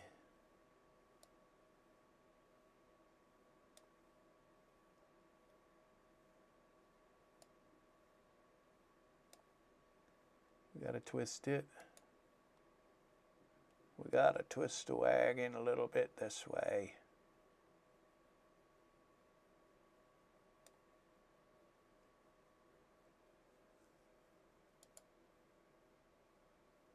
There, that kind of works.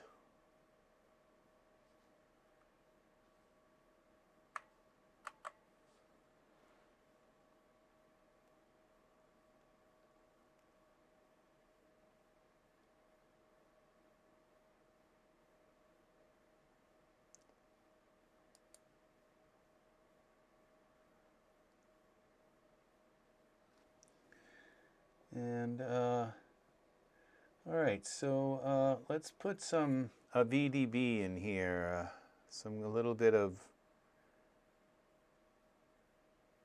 Let's find a fog wall. Okay, so we go back to our program here. We go props. Where would that be? VDB. VDB.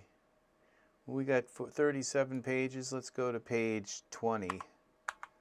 See if I can get lucky here. We're looking for a fog wall.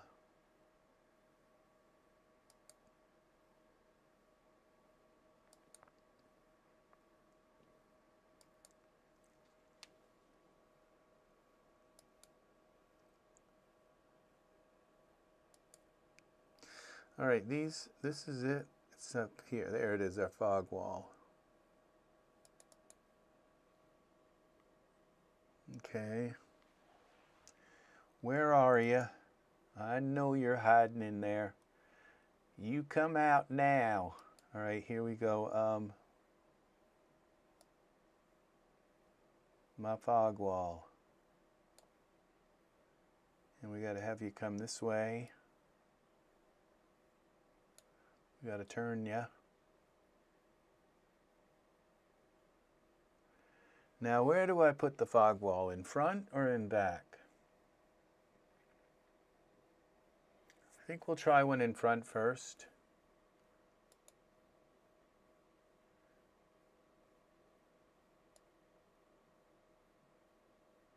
Okay, I don't think it matters which way we do this. Now we go up. Get on up.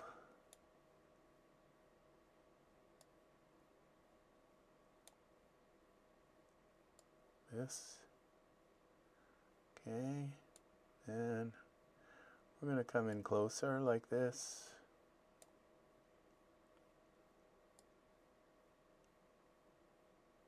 Okay. Like that. Then we're going to scale it.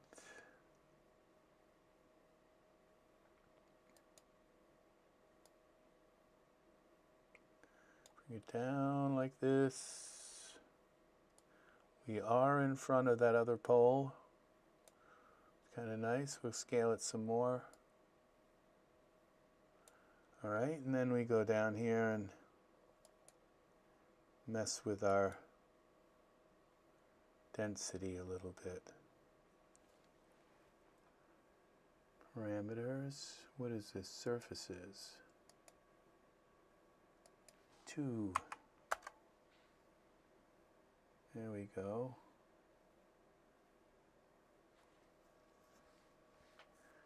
We could even go to 1. Add a little bit of a patina, an atmosphere here to this, okay? So then we take this wall here, edit, duplicate,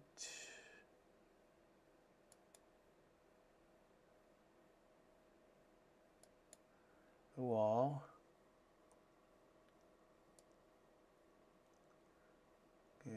going to bring this one back here, Z. Okay, we scale that.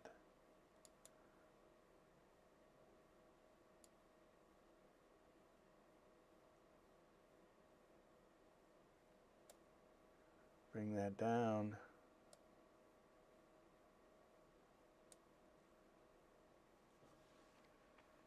Scale it some more.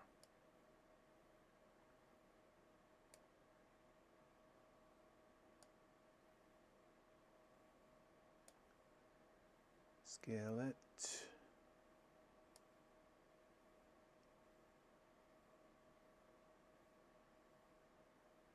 Okay.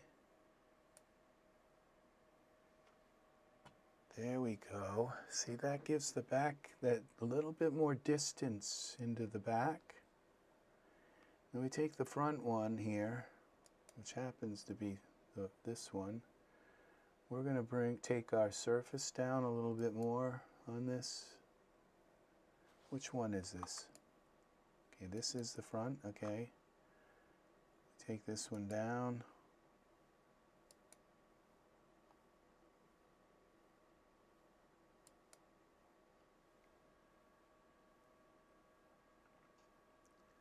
Well, why won't you?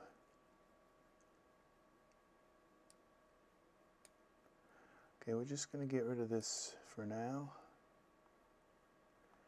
We can... Okay, Daz has stopped allowing me to click on these.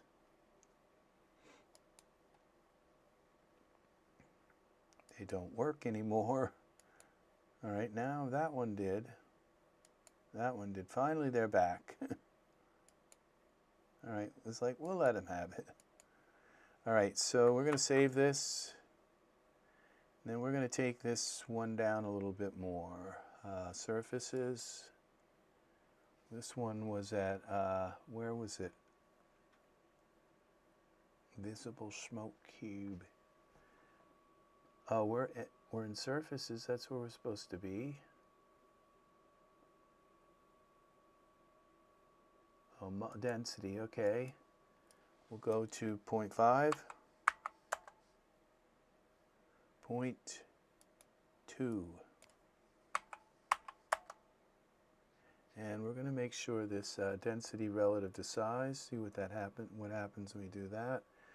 Then I think we can go up a little bit more on this now to maybe 3. Nope, let's go to 1. Let's go back to 0.5. I think that's good there.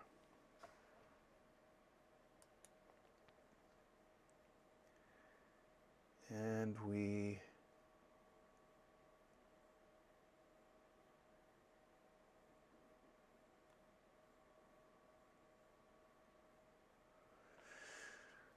let's go to our trees. I think this is good. All right, let's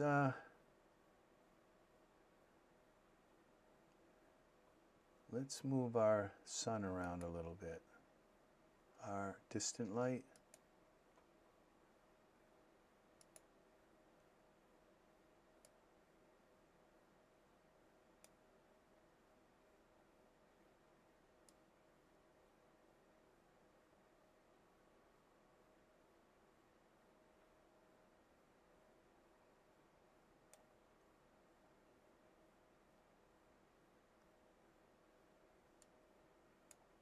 Come back, distant light.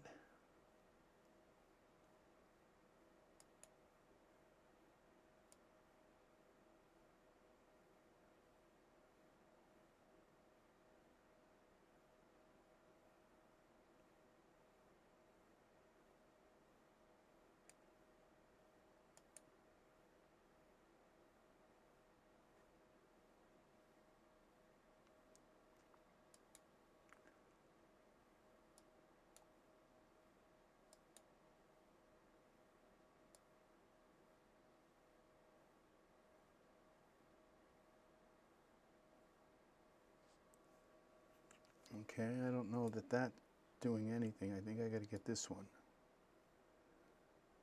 Yeah. That's coming from the top down. This isn't coming through the tree, so I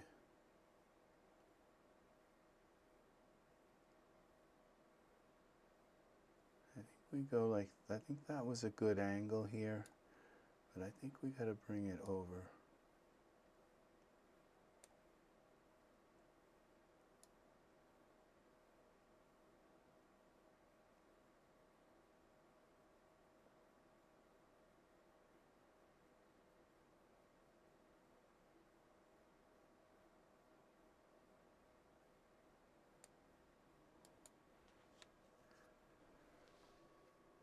Okay, this.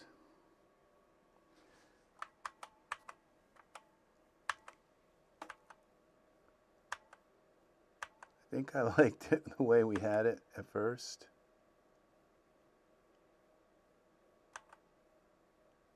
Okay, that was when I started messing with that. We redo that. Okay, I think we're going to leave it right. Okay, edit. There, we'll leave it right about here. Now I'm seeing something I don't really like here. It looks like the ground is not quite, the house isn't quite underground. So we have to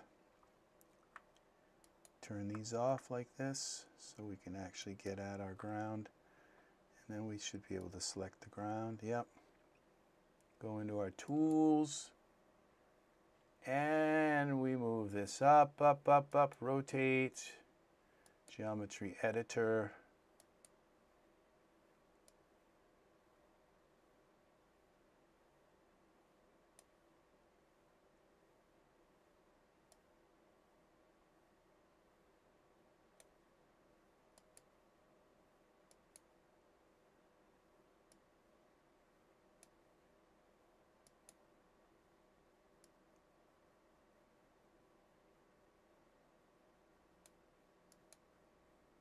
All right.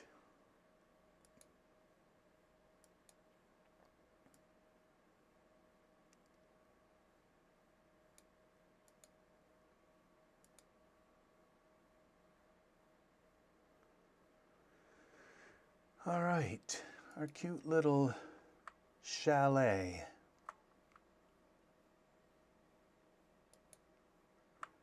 And we can get out of here.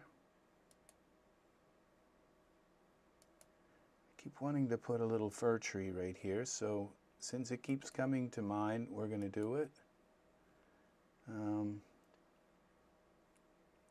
So we have to go back to here. Props. Environment would be props. Or is it in, I have that in environment. Trees. Tree.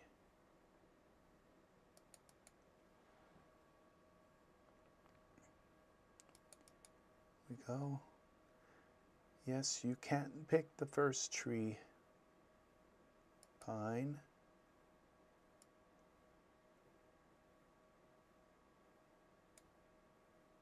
Okay.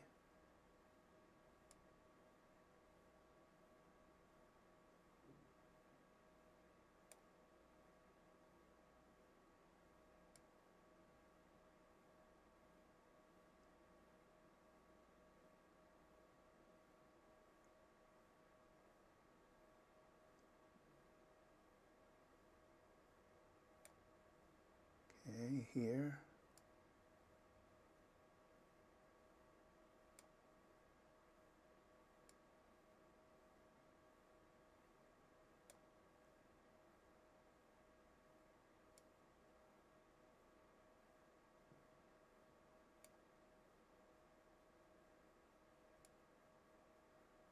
In like that.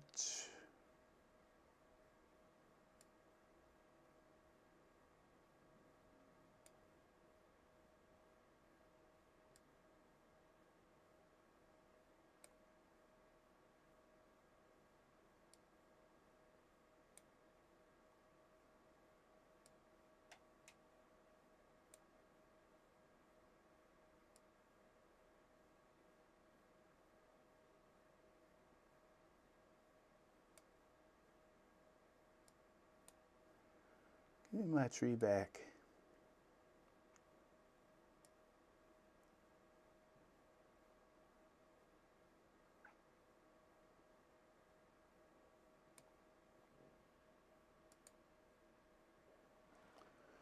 There it is.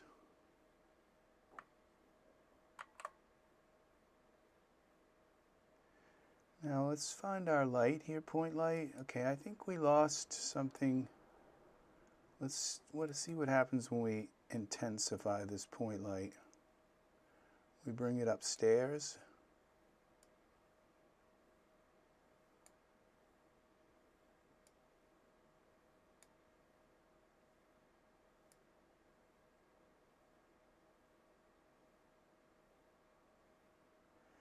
Yeah, see, our glass isn't right.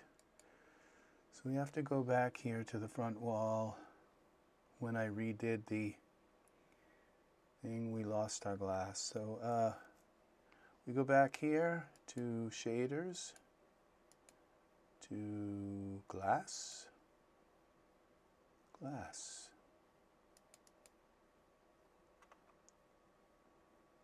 And we look for some glass. Okay, we have to go back here to surfaces. One of these glass is going to be it.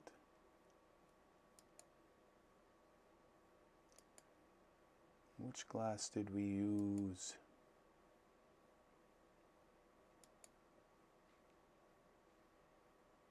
Somewhere in here.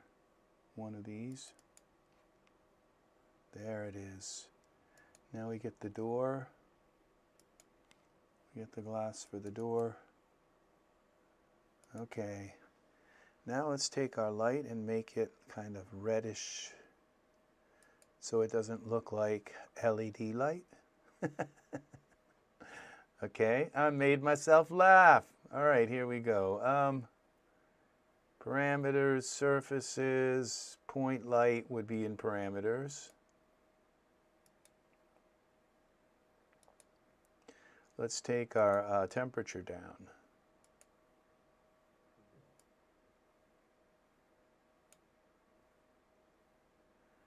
And let's just make it a little bit more red.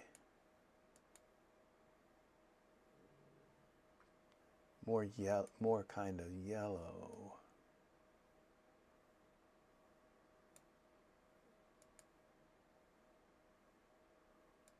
All right.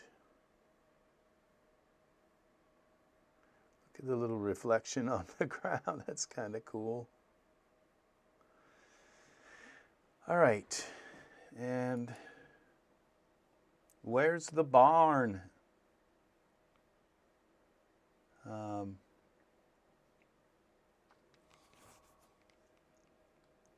Speaking of barns, I got some barns here. Let's see.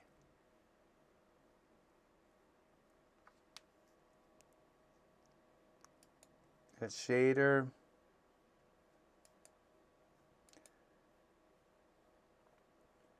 I think I put them in places, environment, places, farm, places 1, places 2, barn.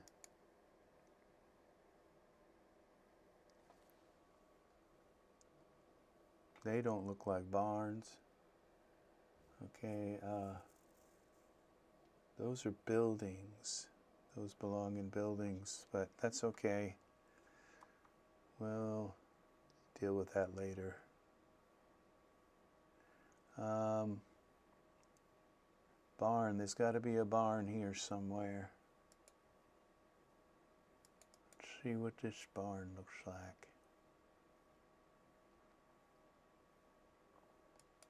That's my pine tree, so it says that's a barn, but I don't think it is because it didn't load. Okay, let's go back here. No.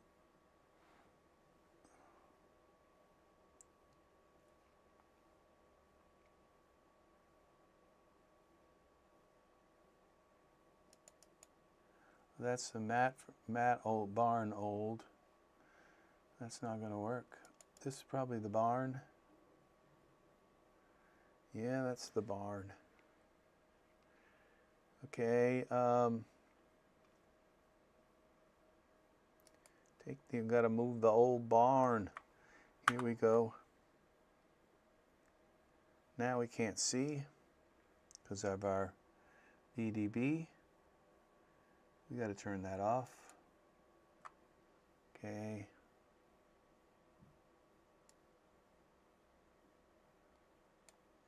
What do? We move this barn like that.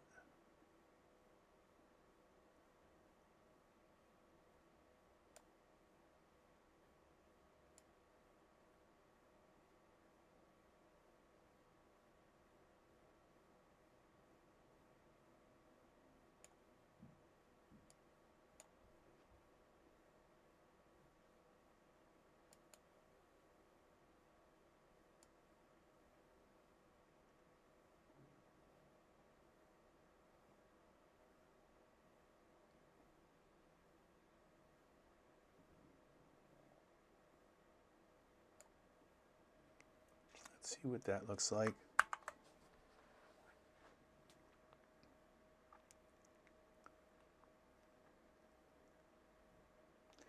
They got to have a place for the animals.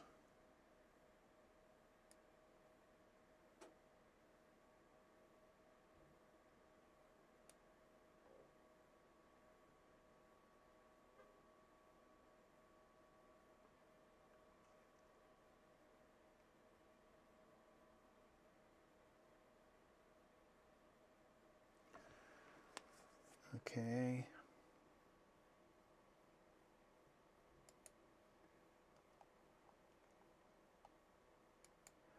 I'd like to make this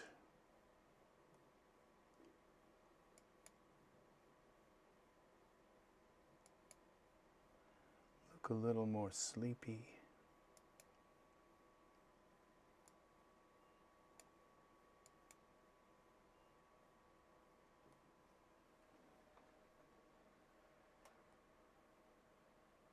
Might be a little too much.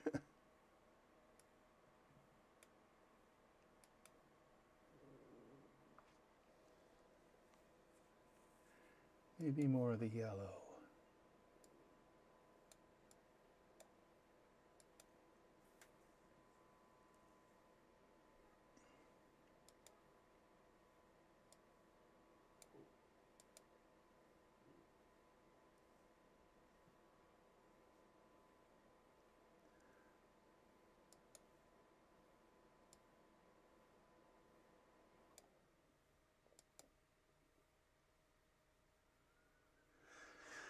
I think that's it.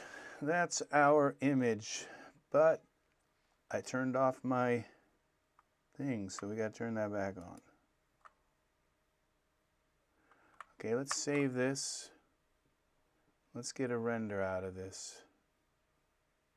Render settings. Render. So we go to progressive render, maximum samples, maximum time. Turn that off. Optimization. Okay, I guess that's good. And we're going to go back to general, and we're going to turn this to 2000. That's enough.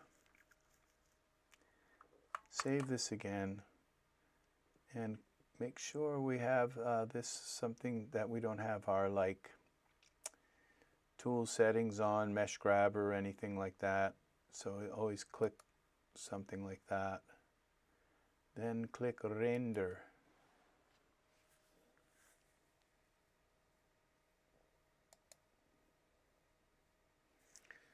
See what our scene looks like.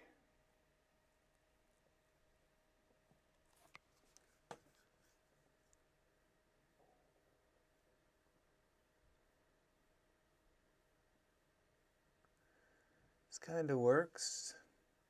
We do have a tree kind of going through the chimney, right? Or like right through the house kind of thing, but I think that's okay. We should probably have smoke coming out of the chimney, and this tree could be moved. Okay, I don't know, it might be a mistake to move it, but let's see. What if we move it right there? Cover up that stump. And then we give this thing, I don't know what that is, but it's just going to go away.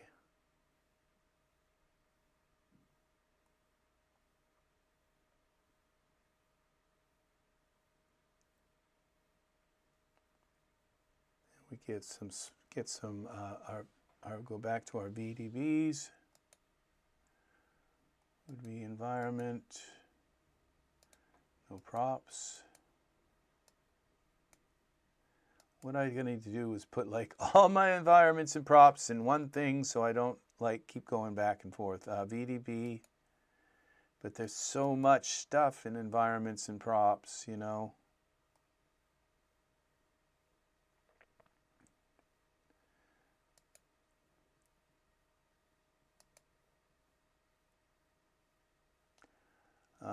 Let's see, smoke,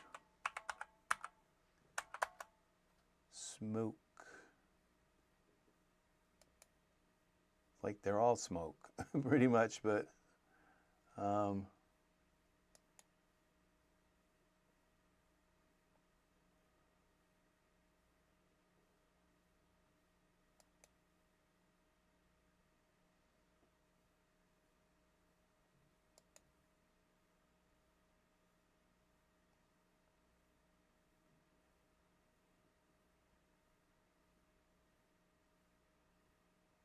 let's go with this one.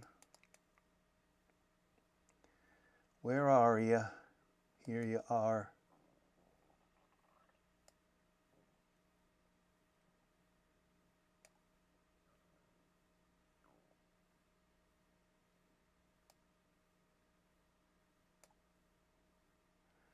Okay, we scale this up. Y scale.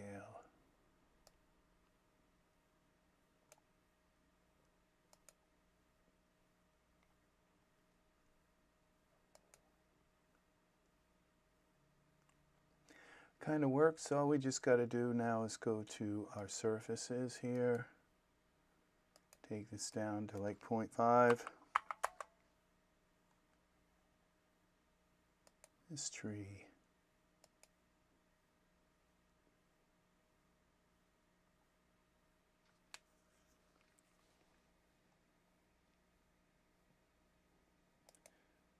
I think I liked this tree when it was back this way. And this tree's got to go.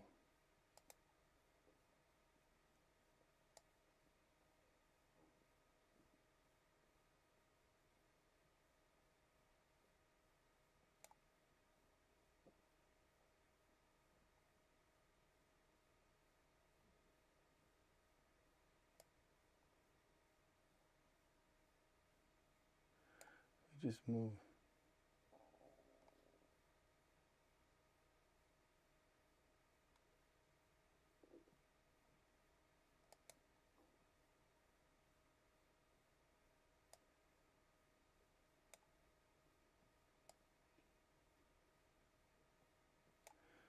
Okay, we have to check the smoke out. It's not in the right place. You can't just guess with smoke like this.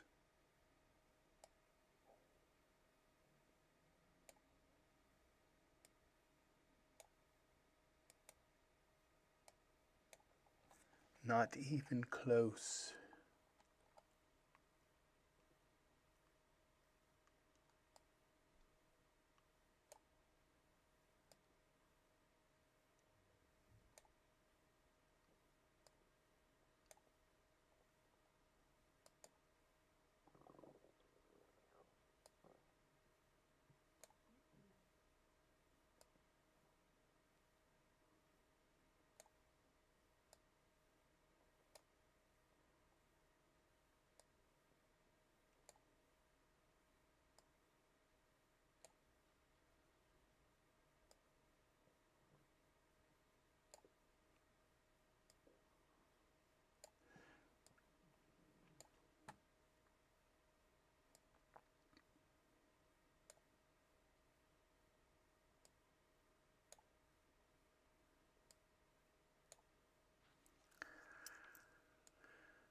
You think you got it right, but all you got to do is turn it a little bit and you don't have it right.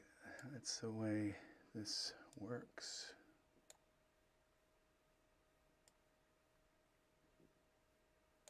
It's got to be right from kind of all the angles.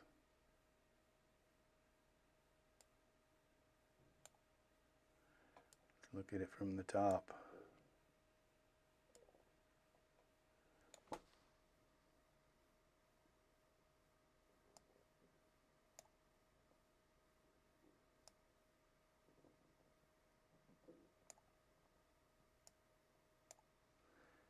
Okay, and we got to look at it from the side.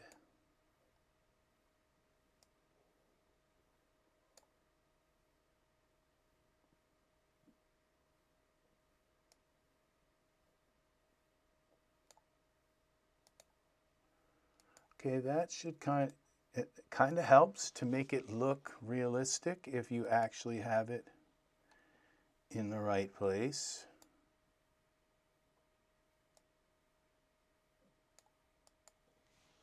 There it is. Now what I could do, these two trees are like one unit and it's bugging me.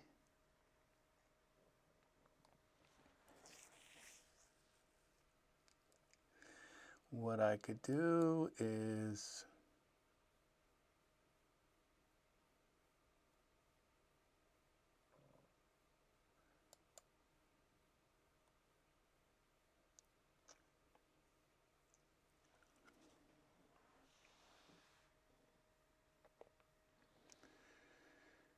I could duplicate them. Edit.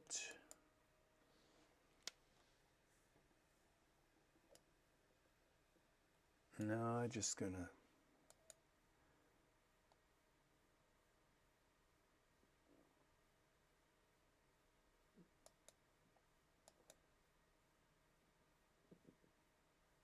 just don't know what to do with these trees.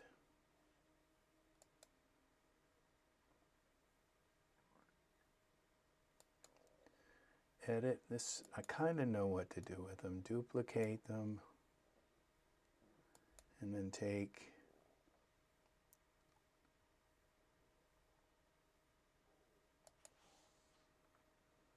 what happened here? Pines. Okay, so we go to our tools. We go to geometry editor. Go to this, geometry. I have to lock my camera, edit, camera, lock.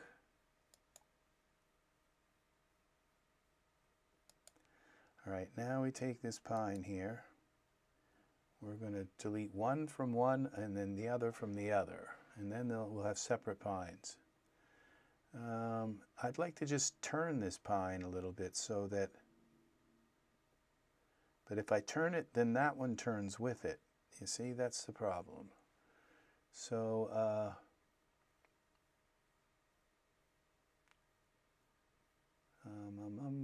okay, so we right click, we have this set, selection mode, lasso, we go like this.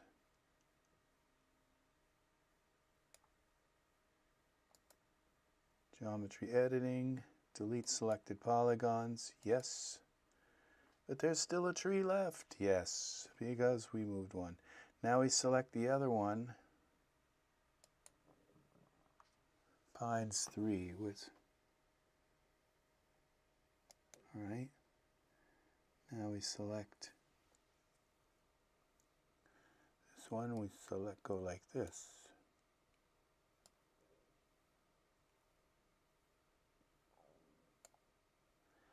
Right click, geometry, editing, yes. So we just deleted one out of one and the other out of the other. So now if we select this pine, it should be all by itself, kinda. It might be pieces and stuff, but so we go back to selection here.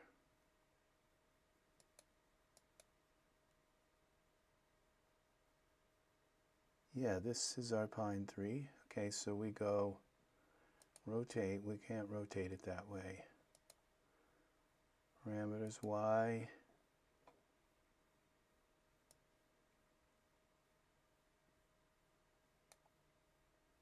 There it is.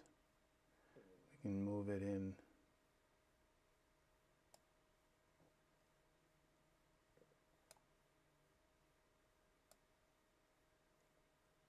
X.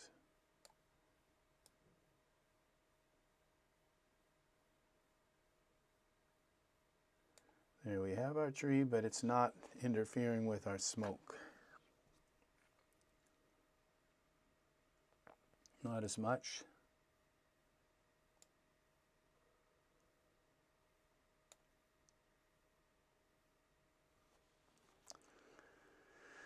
So you can kind of see that, and now this kind of tells me that my smoke isn't quite right.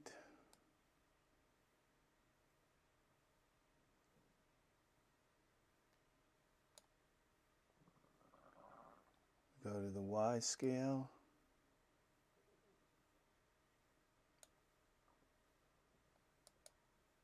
That looks a little better.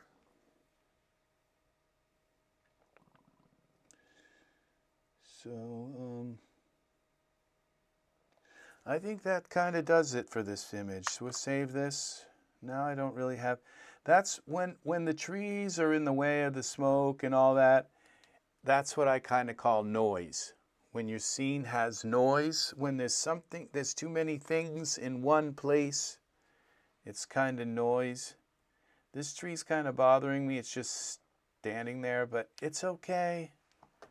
I don't know if it would look empty without it. Let's see, which tree is that? Let's hide it.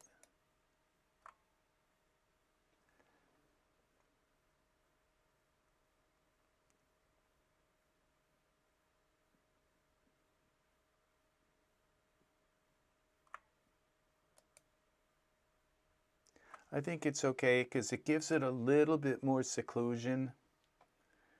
It's probably coming right up through the house. Maybe we just pull it back a little bit and like this, so it doesn't look like it's right there.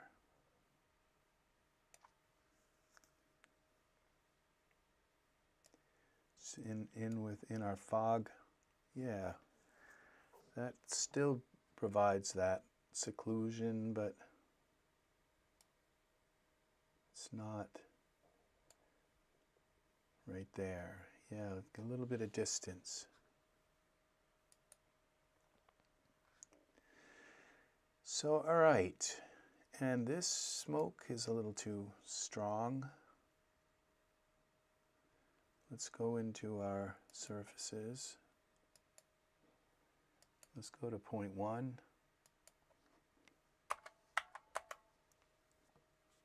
Yeah. So it's not the first thing you see. All right. Let's now do a render. I think we're there. I think we're getting there. We're getting there.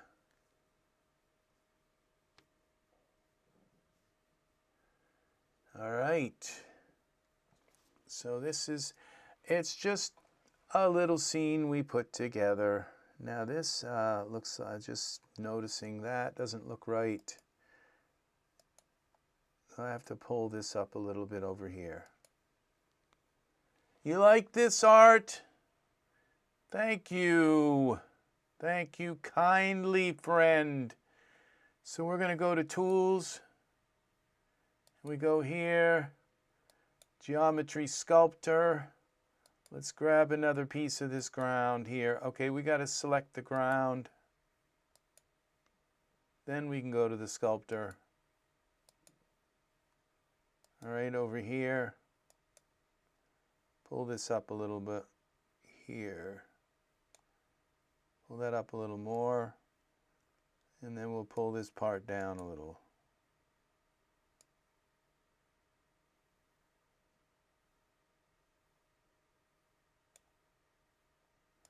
Okay, I've got a...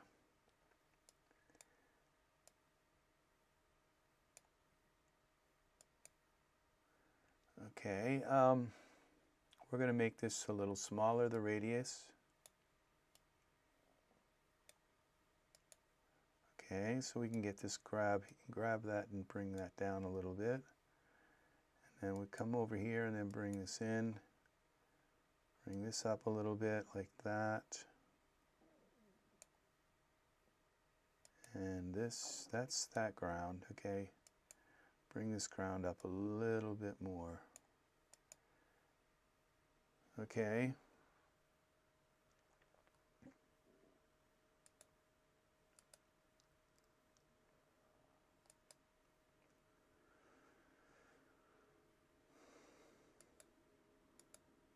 Thing is, we lost like a lot of our little rocks in this by moving the ground around and all, but that's where they walk all the time. There's not, stuff doesn't grow very good there. All right, I think that works. Now we go out of here, save this again. And so I got some turkey dinner waiting for me. I've cooked a turkey and it's sitting in the fridge all cold, waiting for me to go in and eat. So we're gonna render this, and yeah, our other than one little teeny tiny handle issue,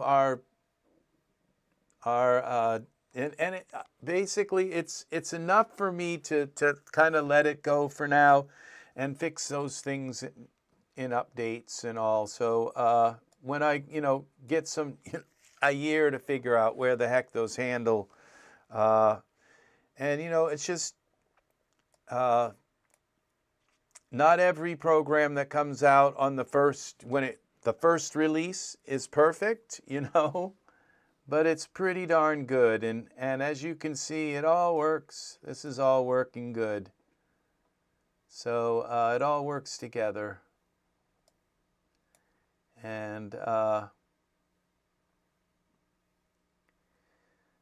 I would like to see this. I would like to have seen like more grass and not, it's just kind of like decorated with like little pieces of like, I don't know, dandelion kind of grass and stuff, but I'd like to have had like a little bit of grass in around here. So, but it would take like 20 hours to put grass here. But what I could do is grab this whole area here and scatter it and just select it and turn it into a, since we have an empty nest here, I sliced my turkey in half, brining both halves, but freezing one for later, then eating that half within a week with all fixings regardless of day. Ooh, that sounds yummy.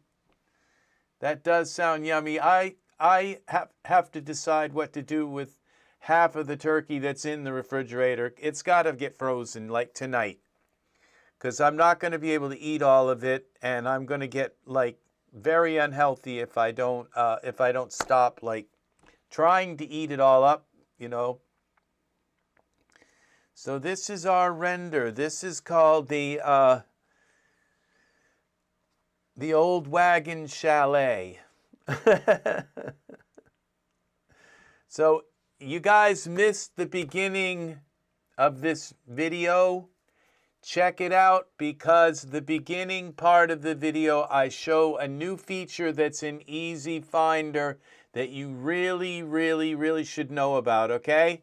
Because it's a big one, and it has to do with where I do a search for old, and it comes up with all this stuff with gold in it, and how I get rid of all of them, like within seconds, okay? So it's a new feature that just got built into EZFinder today, and it's right near the beginning of the video. So, all right, we're gonna let this render away to its heart's content. Notice, I'll tell you, see, remember we had a VDB in front of all of this? It looks like it's gone, okay? Remember I told you that always make your VDBs, so I'm going to cancel this, a little bit stronger, because once they reticulate, a lot of them kind of disappear. All right, so this is this VDB here. So it looks like it's here, kind of, sort of, maybe. We go to surfaces, and we're going to make this, we're going to give this a 1 and make it kind of strong, okay? On the strong side. Let's go with a 2, all right? And now let's render this like that. Yeah, it is nighttime.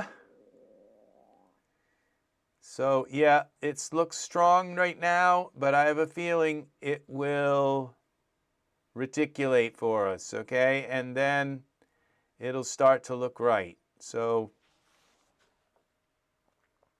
if you want atmosphere, you know, that's the whole point of a VDB, is for atmosphere. So if you don't put atmosphere, you know, if your atmosphere by the time it's all rendered disappears, then you just kind of didn't put atmosphere there. I'm wondering if a giant poof would have been better, because I've got a little bit of striations here,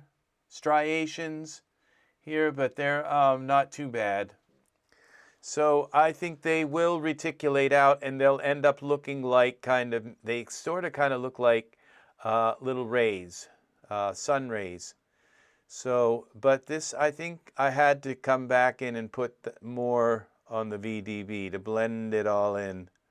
So in this background VDB, I could have made that a lot stronger to kind of make the background look more mystical, okay, and far away. Use these fog walls, okay? That's probably one of the nicest tips today, is Sickle Yield's fog walls, okay? So they are amazing, and I have to say, I went in and I asked for these things. I asked her to make fog walls. I asked her, and I put them into and maybe she was already working on them. I certainly didn't ask her to work on VDBs, because she was way ahead of that. She put out some VDB that I absolutely love, and so I asked her for more, and she came out with more. So she might have just been working on part 2, but no, I absolutely love what she does. So Sickle Yield, if you're listening, or if you ever get a chance to watch this video, how about part 3? Okay, we never get tired. We never get enough of your creative fog walls. Okay, your creative take on the whole things, on different types of fog walls. All of the magic ones that she's done with massive, like with particle systems and fire color, all the colors coming out of the firewalls, out of the VDBs. She is so imaginative about the different kinds of, now see, these striations here actually look really good. And it did, see, it kind of like went away, but not completely now. We have something that softens the scene, okay, rather than having it just everything looking too sharp. Now there is a way to soften the scene also through your camera here. I think it's, but I can't, it won't let me click on anything once. You see, everything is locked up when you go into render, except, ta-da, you can still use your you can still use EZFinder. That's what's nice. It is not a STAS script. It's a completely separate Windows thing. So that's what's nice, is that you can still use it while scripts are running. And speaking of scripts, look at all these scripts. Look at them.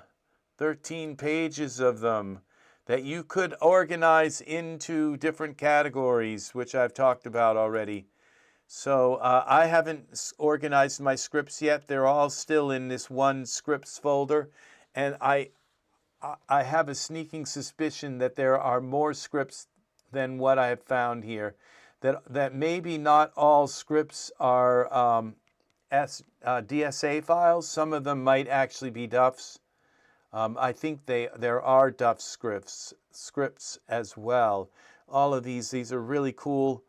And I locked my camera today when I should have come here to my script here. And what I need to do is at least take my favorite scripts and put them into a folder. So my brightness manager I used today, what is it? 3DL.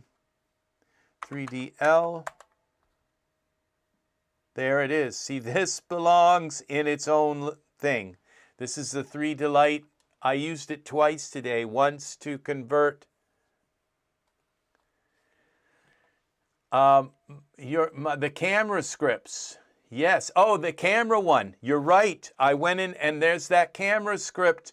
That belongs in my favorites. You're right. Oh, my camera. Which one? Okay, there's a camera script. Okay, so I might as well do a couple of things here while we're here. Okay, so we're going to call this, on the scripts one, we're going to go favorites. All right, and so at least start here with the favorites one. Okay, we're going to throw that in with the favorites. It's nice. While it's rendering, I can come back here and work on editing my, okay, so we'll go back to this. Now the brightness one, BRIGHT. Okay, this is a brightness manager. Okay, that's one I use a lot. Okay, so we go to favorites and put that in favorites. And the other one is a camera script. Okay, I don't think I can do that. Okay, we have to re-inject. Okay. All right, how about if I click the right one? And we go into camera, okay? And this one is right there. It's my lock script, okay? And so now when I double click here, I have my 3D one that converts 3D scenes into iRay. I have my brightness manager, so I darkened the entire wagon here. It looked like it was just like too bright. And and this is the camera lock unlock. It's comes with a MDAF. If you look up camera scripts, you'll probably be able to find it. And just look at this icon, okay, so to tell you what it is. But every time, instead of having to go into edit, objects, scenes, all these different folders to find the lock and unlock, okay, you just select whatever it is you have selected in your scene. You click this and it will lock it or unlock it, okay? And so this is a camera lock and unlock, and all I have to do is select my camera, run this script, it's locked, run the script again, it's unlocked. And so here are where my scripts are. I have to do have to come over here and find my scripts and double click and load my favorites, okay? But then I don't have to go into smart content and search or go all the way down and find the scripts and then look through 50,000 scripts to find the right script or search or do, and I'm not a big fan of the DAS search, of this search.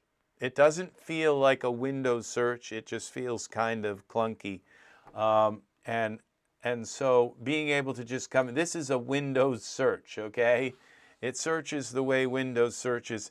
And what you can also do, like I just searched for camera and it came up with all of my camera scripts, okay? So camera, see these are all camera scripts. And oh, another one that's very important, this scene cutaway, that one goes in my favorites. Okay, and there's another camera cutaway, all right? That goes in my favorites. That like cuts a building in that, like, so that you can like, so if you're in like a bathroom that's like really tiny, you can put this in like the scene cutaway and you can move your camera out beyond the scene. It cuts the whole bathroom away so you can pull away from like the bathroom mirror a little bit with your camera. If you without it, when you pull your camera back, all of a sudden the building goes in front of your camera. It cuts the whole scene. It's like a really nice, and this is, I think this is a Riversoft product that is absolutely phenomenally amazing, okay? So, yep, this is, it comes with, it's a suite of different products, but I use this scene cutaway and camera cutaway a lot, okay? So they are just, it's just like absolutely amazing. I can't tell you how amazing that is. So, yep. So maybe we'll have a whole scripts thing, you know, now that I have them like all here where we can just look them all over. You know, you can do it in DAS. The thing is that I've never been one to undock smart content and throw it over into my other, but with this, since it's like so, it's so amazing where I can have, you know, all of my, like with this, it's just easy to just go to my props, to my scripts, and here it is. Here's my scripts and favorites and things like that. Stoves, vehicles, wings, tools, tables, tray. And this is all new right here. Places, barn, shed, bathroom, living room. I got 309 living room items. And they're like living rooms. They're not, I removed all of the like props. Town items, okay? You just typed in town. College, university, lawn, 60 items. Garden, 2,963 garden items. Sci-fi, 2,000 items. Caves, 845 cave items. And there's like things like ruins, 1,487 ruins items. Let's go to the ruins and see what they look like. Look at these things. You see? Do they look like ruins? They are. This is like, so there's 17 pages of ruin stuff. These are like for ivy and stuff and rocks that you can put in around the ruins. And I could have stuck some of these rocks in front of my the house, okay? So it's just, there is so much here. Look at these old ruins. I've never even seen what this looks like.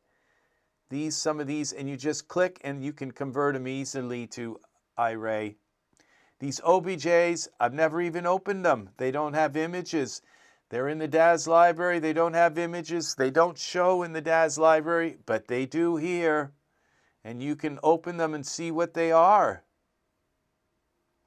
Wall, window, ivy, window, But the thing is some of them you might look at them and say, oh, that's so cool. Make sure you look and see if this same OBJ product is available in iRay.